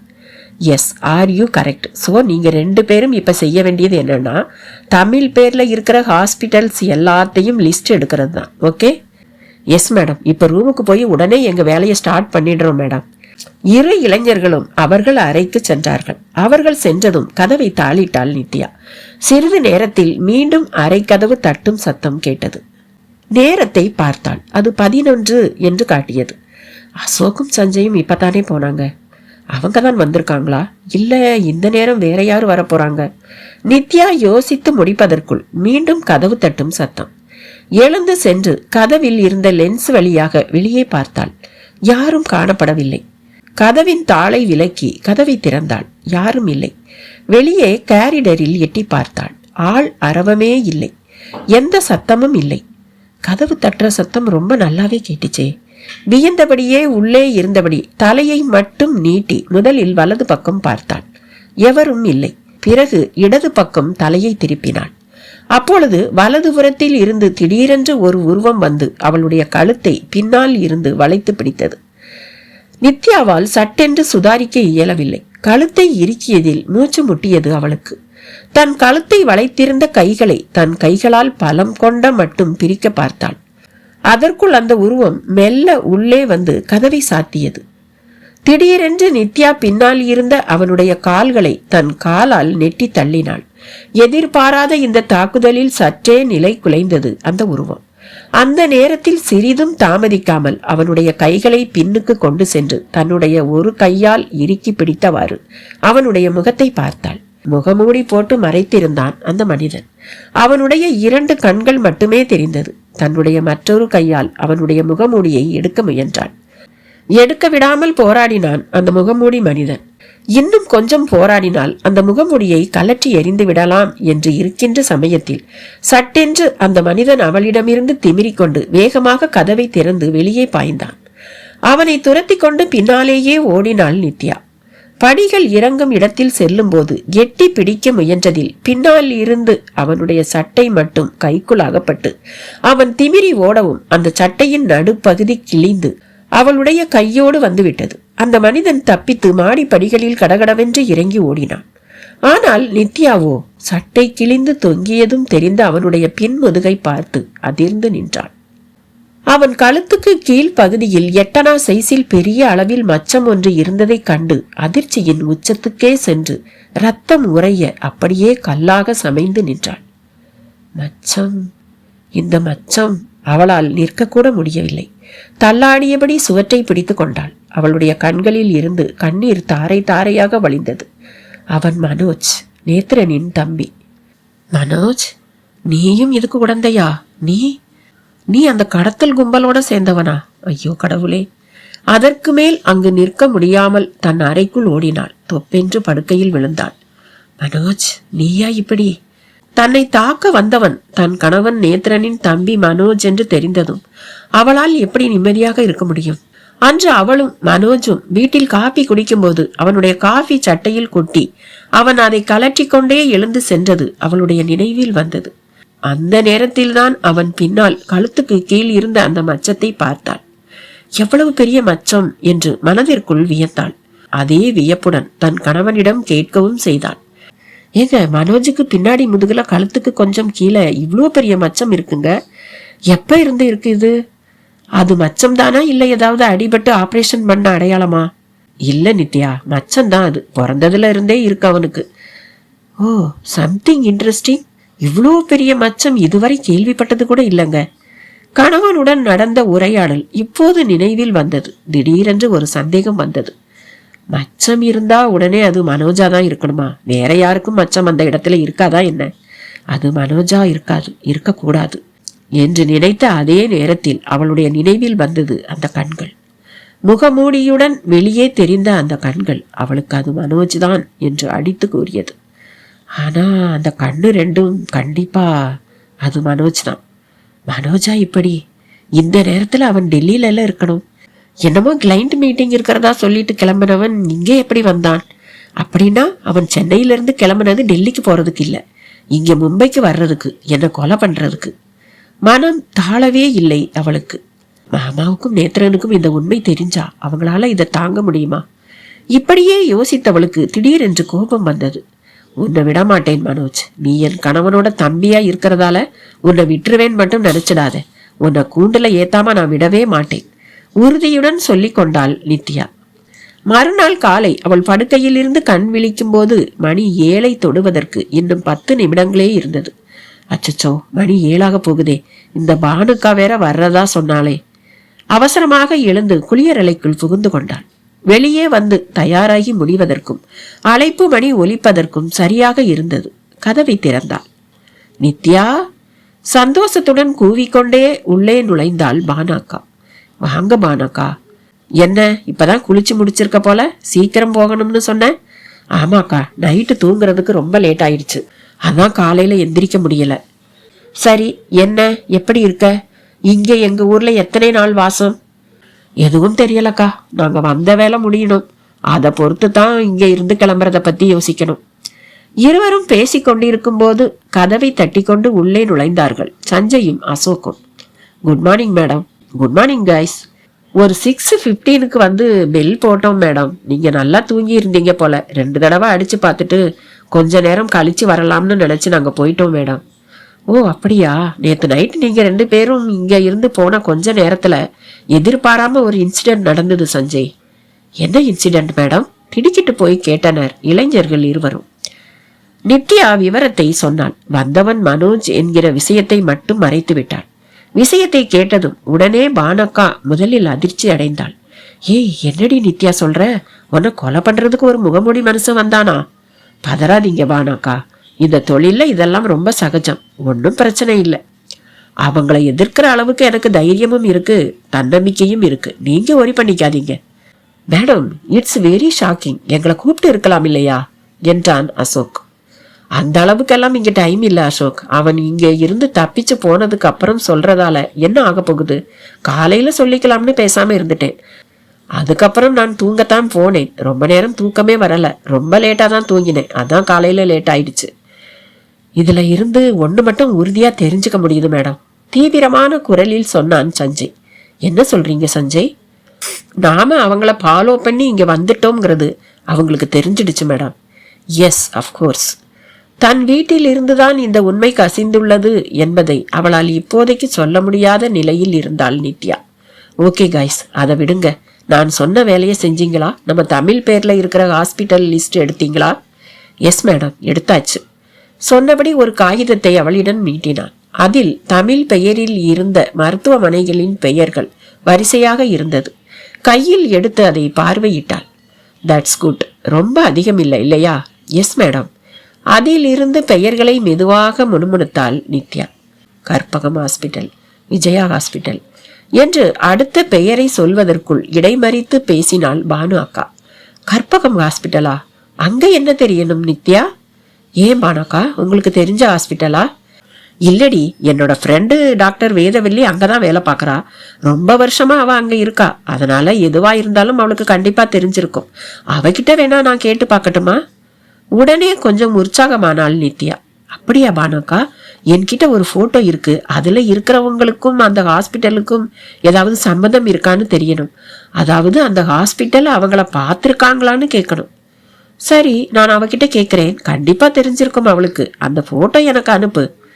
பிரிண்ட் அவுட்டாக இருந்ததை எடுத்து பானு அக்காவிடம் கொடுத்தாள் நித்யா. போன்ல இல்லையாடி? இருக்குக்கா, இருங்க, நான் உங்களுக்கு அனுப்புறேன் சொல்லிவிட்டு உடனே அதை பானு அக்கா எண்ணிற்கு வாட்ஸ்அப் செய்தாள் நித்யா. பானு அக்காவும் உடனே அதை அவளுடைய தோழியான டாக்டர் வேதவல்லிக்கு அனுப்பிவிட்டு அவளுடைய எண்ணிற்கு தன் தொலைபேசி மூலம் அழைப்பு விடுத்துவிட்டு காத்திருந்தாள். அது அடித்து அடித்து ஓய்ந்தது. சிறிது நேரம் கழித்து மீண்டும் அந்த எண்ணிற்கு முயற்சி செய்து காத்திருந்தாள். 3 சப்தத்திற்கு பிறகு எதிர்முனையில் அழைப்பு ஏற்கப்பட்டு தொடர்புக்கு வந்தார் டாக்டர் வேதவல்லி. ஹலோ. உடனே குரலில் உற்சாகம் பொங்க பேச ஆரம்பித்தாள் Bhanu. Good morning Veda. Good morning Bhanu. என்ன திடீர்னு போனு, அதுவும் இந்த நேரத்துல பண்ணியிருக்க? மணி காலையில 8 தானே ஆகுது. எதுவும் அர்ஜென்ட் விஷயமா? ஆமா வேதா, கொஞ்சம் அர்ஜென்டான விஷயம்தான்.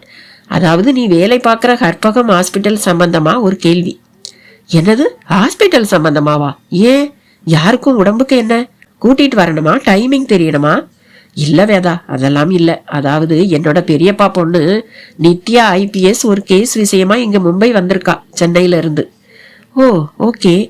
எங்க ஹாஸ்பிட்டலுக்கும் உன் பெரியப்பா பொண்ணு IPS நித்யாவுக்கும் என்ன சம்பந்தம்? புரியலையே. குழப்பம் மேலிட கேட்டார் டாக்டர் வேதவல்லி. நான் ஒரு போட்டோவை உனக்கு வாட்ஸ்அப் பண்ணியிருக்கேன் வேதா. அதுல 3 சின்ன பொண்ணுங்களும் அவங்களோட ஒரு ஹஸ்பண்ட் அண்ட் ஒய்ஃபும் இருப்பாங்க. அந்த ஜோடிய உங்க ஹாஸ்பிட்டல்ல பாத்திருக்கியான்னு நீ கொஞ்சம் பார்த்து சொல்லணும். ஓ, என்ன விஷயம்? ஏதாவது பிரச்சனையா பானு? அவங்க 2 பேரும் அந்த பொண்ணுங்களை சென்னையில இருந்து கடத்திட்டு வந்திருக்கிற கிட்னாப்பர்ஸ். நீ முதல்ல கொஞ்சம் அவங்கள பார்த்துட்டு எனக்கு பதில் சொல்றியா? ஓகே பானு, நீ போனை வையி, நான் பார்த்துட்டு உடனே உன்னை கூப்பிடுறேன். ஓகே என்று சொல்லிவிட்டு அழைப்பை துண்டித்தாள். சரியாக அடுத்து 7வது நிமிடத்தில் வேதவல்லியிடம் இருந்து பானுவுக்கு அழைப்பு வந்தது. அழைப்பை ஏற்று காதுக்கு கொடுத்தாள் பானு. சொல்லுவேதா, தெரியுதா அவங்கள? ஹாஸ்பிட்டல்ல அவங்கள எப்பவாவது பார்த்திருக்கியா நீ? கொஞ்சம் நல்லா ஞாபகப்படுத்தி சொல்லுடி. இல்ல பானு, நான் அவங்கள இந்த ஹாஸ்பிட்டல்ல இதுவரைக்கும் எங்கேயும் பார்த்ததில்ல. இங்கே அவங்க வந்திருந்தாங்கன்னா கண்டிப்பா எனக்கு தெரிஞ்சிருக்கும். எனக்கு உறுதியா தெரியும் அவங்க இங்க வந்ததில்லை. ஓ அப்படியா வேதா, கன்ஃபார்மா தான் சொல்றியா? நல்லா பாத்தியா அவங்கள? எஸ், நல்லா பார்த்துட்டு தான் சொல்றேன். கன்ஃபார்மா அவங்க இங்க வந்ததில்லை. சரி வேதா, ரொம்ப தேங்க்ஸ். அதற்குள் அருகில் இருந்த நித்யா டாக்டரிடம் பேச வேண்டும் என்றும் அலைபேசியை தன்னிடம் தருமாறும் கேட்டாள். அப்ப நான் வைக்கட்டுமா பானு? டாக்டர் வேதவல்லி கேட்டுக்கொண்டு இருக்கும் போதே, இரு வேதா, கொஞ்சம் நித்யா உன்கிட்ட ஏதோ கேட்கணுமா, கொடுக்கிறேன் என்று சொல்லிவிட்டு அலைபேசியை நித்யாவிடம் கொடுத்தான். Hello doctor, good morning. Hello doctor, good morning. Very good morning madam. Oh, நீங்க என்ன நித்யான்னு பேர் சொல்லியே கூப்பிடலாம் doctor, no problem. Okay Nithya, சொல்லுங்க. நீங்க போட்டோவில் பார்த்த அந்த கணவனும் மனைவியும் ஸ்கூல் படிக்கிற வயசுல இருக்கிற 3 சின்ன பொண்ணுங்களை அங்க சென்னையில இருந்து கடத்திட்டு வந்திருக்காங்க. அதுல ஒரு டாக்டரும் சம்பந்தப்பட்டிருக்காரு. ஸோ ஃபர்ஸ்ட் ஹாஸ்பிட்டல்ல சர்ச் பண்றோம் டாக்டர். நீங்க இதுவரை இவங்கள பார்க்கலனாலும், ஒருவேளை இனிமே எங்கேயாச்சும் இவங்கள பார்த்தீங்கன்னாலும் உடனே எனக்கு தகவல் கொடுங்க டாக்டர் ப்ளீஸ். நான் என்னோட நம்பரை உங்களுக்கு சென்ட் பண்றேன், நோட் பண்ணி வச்சுக்கோங்க. யா ஷியூர் நித்யா, பார்த்தா கண்டிப்பா உங்களுக்கு தகவல் கொடுக்கறேன். Okay doctor, bye bye. என்னடி நித்யா, தெரியாதுன்னு சொல்லிட்டா வேதா? நானும் அது பெரிய ஆஸ்பத்திரியாச்சா, கண்டிப்பா அங்க அவங்க வந்திருப்பாங்கன்னு நினைச்சேன். சரி பரவாயில்ல பானுக்கா, விடுங்க, நாங்க வேற பக்கம் பாக்குறோம் என்று பதில் சொன்ன நித்யா சஞ்சய் அசோக்கிடம் திரும்பினாள். நாம இந்த லிஸ்ட்ல இருக்கிற மற்ற ஹாஸ்பிட்டல்ஸ் போய் என்கொயரி பண்ணலாம் கைஸ், எங்கேயாவது அகப்படாமையா போயிருவாங்க என்றாள். ஓகே மேடம், நீங்க சொல்ற மாதிரியே செய்யலாம். நாம ஒவ்வொருத்தர் ஒவ்வொரு பக்கம் போகலாம் madam. Yes Sanjay, you are correct. அது மட்டும் இல்லை, நம்ம 3 பேரும் மப்டியில போகலாம், யூனிஃபார்ம் வேண்டாம். சட்டுன்னு பதில் சொல்ல யாரும் தயங்குவாங்க. எஸ் மேடம், நாம அப்ரோச் பண்ண போறது ஹாஸ்பிட்டல்ல வேலை பார்க்குற ஸ்டாஃப்ஸை தான். ஸோ போலீஸ்னா சட்டுன்னு அவங்க பயப்படுவாங்க, அதுல பதில் ஒழுங்கா வராது, அப்புறம் அதுலயே காரியம் கெடவும் வாய்ப்பு இருக்கு என்றான் அசோக். ஆமா அசோக், சரிதான். ஓகே, நாம பிரேக்ஃபாஸ்ட் முடிச்சுட்டு கிளம்பி போலாமா? சரியா? பிறகு பானுவிடம் திரும்பினான். பானுக்கா, நீங்களும் வாங்க, பிரேக்ஃபாஸ்ட் நாம சேர்ந்து சாப்பிடலாம் என்று பானுவையும் அழைத்து கொண்டு அனைவரும் கீழே இறங்கி சென்றார்கள். நித்யாவும் பானுவும் பேசிக்கொண்டே சாப்பிட்டனர். என்ன பானுக்கா, மாமா எப்படி இருக்காரு? சேர்ந்தே வந்திருக்கலாம்ல? இல்லடி, நான் கிளம்புறப்ப அவர் தூங்கிட்டு இருந்தாரு, எழுப்பி சொல்லிட்டு வந்தேன். கொஞ்சம் மெதுவாத்தான் எந்திரிப்பாரு. அது சரி, உன் அம்மா, அதுதான் என் பெரியம்மா எப்படி இருக்காங்க? உன் வீட்டுக்காரர் எப்படி இருக்காரு? அம்மா, என் வீட்டுக்காரர் எல்லாரும் நல்லாதான் இருக்காங்க பானுக்கா. சிற்றோண்டி முடிந்தவுடன் ஒவ்வொருவரும் ஒவ்வொரு பக்கமாக கிளம்பினார்கள். அடுத்து வர்றப்ப கண்டிப்பா வரணும் நித்யா, இல்ல வேலை முடிஞ்சு ஃப்ரீ டைம் கிடைச்சா ஊருக்கு போறதுக்குள்ள வந்துட்டு போயே. சரிக்கா, பாக்குறேன், கால் பண்றேன் உங்களுக்கு. விடை பெற்று கிளம்பி சென்றாள் பானு. நித்யா சுடிதார் உடையுடன் அவளும் புறப்பட்டாள். மூவரும் எந்தெந்த பகுதிகளுக்கு செல்வது என்று பேசிக்கொண்டார்கள்.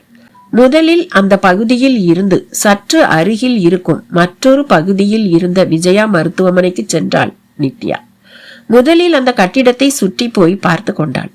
அப்போது அங்கு மருத்துவமனையில் வேலை பார்க்கும் ஒரு செவிலிய பெண் வாசலில் இருந்து அப்போதுதான் உள்ளே நுழைந்து கொண்டிருந்தாள்.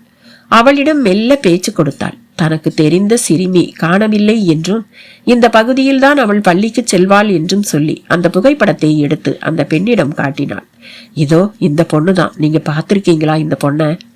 கொஞ்சம் பார்த்து சொல்றீங்களா என்று மெதுவாக விசாரித்தாள். அந்த பெண்ணும் புகைப்படத்தை கையில் எடுத்து அதை உற்று நோக்கினாள். பிறகு உதட்டை பிதிக்கினாள். இல்லையேங்க, நான் பார்க்கலையே. கொஞ்சம் நல்லா ஞாபகப்படுத்தி பாருங்கம்மா ப்ளீஸ் என்று கேட்டாள் நித்யா. நிஜமாவே நான் பார்க்கலங்க. தெரிஞ்சா நான் எதுக்கு சொல்லாம இருக்க போறேன்? பாவம், பார்த்தா சின்ன பொண்ணா இருக்கா. ஏன் இப்படியெல்லாம் தனியா விடுறீங்க? பொம்பளை பிள்ளைங்களை பத்திரமா பாத்துக்க வேணாம்? அந்த பெண் தன்னால் உதவ முடியவில்லையே என்கிற பாவமான முகத்துடன் ஒரு சிறு சங்கடத்துடன் சொன்னாள்.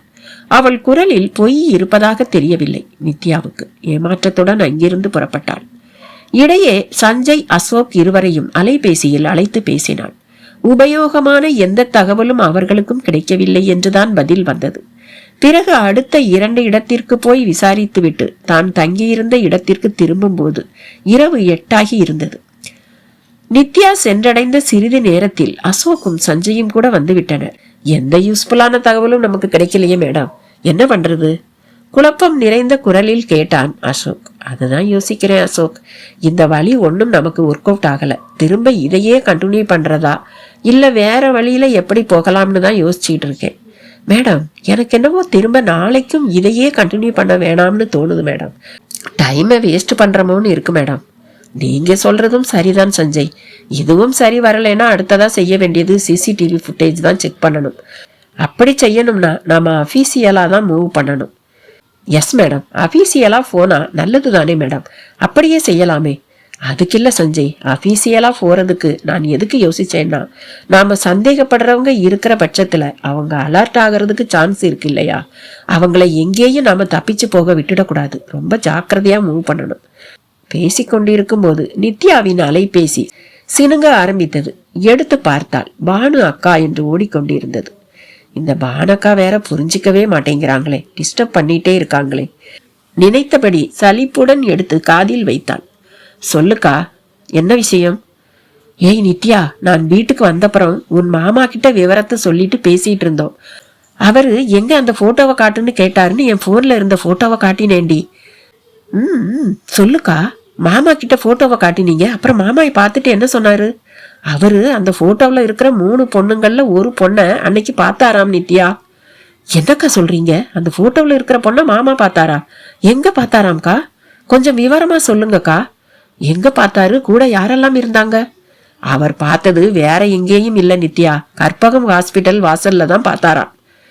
என்னது, கற்பகம் ஹாஸ்பிட்டலா? அதிர்ச்சியுடன் கேட்டாள் நித்யா. ஆமாடி, அங்கதான். அப்படின்னா உங்க ஃப்ரெண்டு டாக்டர் வேதவல்லி தெரியாது, பார்த்ததே இல்லைன்னு சொன்னாங்களே. அதுதான் நித்யா, எனக்கும் புரியல, ஆச்சரியமா இருக்கு. சரி, கொஞ்சம் டீட்டெயிலா சொல்லுங்கக்கா. விவரங்களை சொல்ல ஆரம்பித்தாள் பானு. இந்த கதையோட தொடர்ச்சி அடுத்த பதிவுல. பாய்.